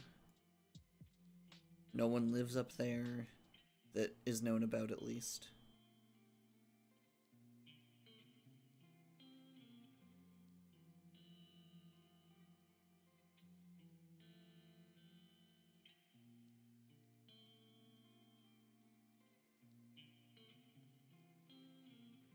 Let's see. I'm guessing there's probably not... Unless you're trying to go to Farthenzana or somewhere else in Deep Cliffs, people probably don't leave from the Cauldron or Boil Shore very frequently. Just because why would you? Why would you take the rougher waters when you could take not waters that suck significantly less? Well, I guess it could be if... I mean, I guess there also is the thing of, like, yeah, but if I live in Liagerie, it's way shorter to just go to Boil Shore than it is to go to the other coast. But also, it's not hard to get a Windwalk spell cast on you, or something similar. Good stream. I think I might be good. Yeah, this has been a fun stream. Thank you all for watching. I've had a delightful time. I hope you've all had a delightful time. Please, you know, I have not always been successful just because my body has been a nightmare, but I'm trying to stream as often as I feel I have the capacity for, because I like hanging out with y'all. So, please don't forget to be kind to yourselves and one another. Until next time, I hope you all have a safe, wonderful night, and please don't forget to hydrate, masticate, and medicate.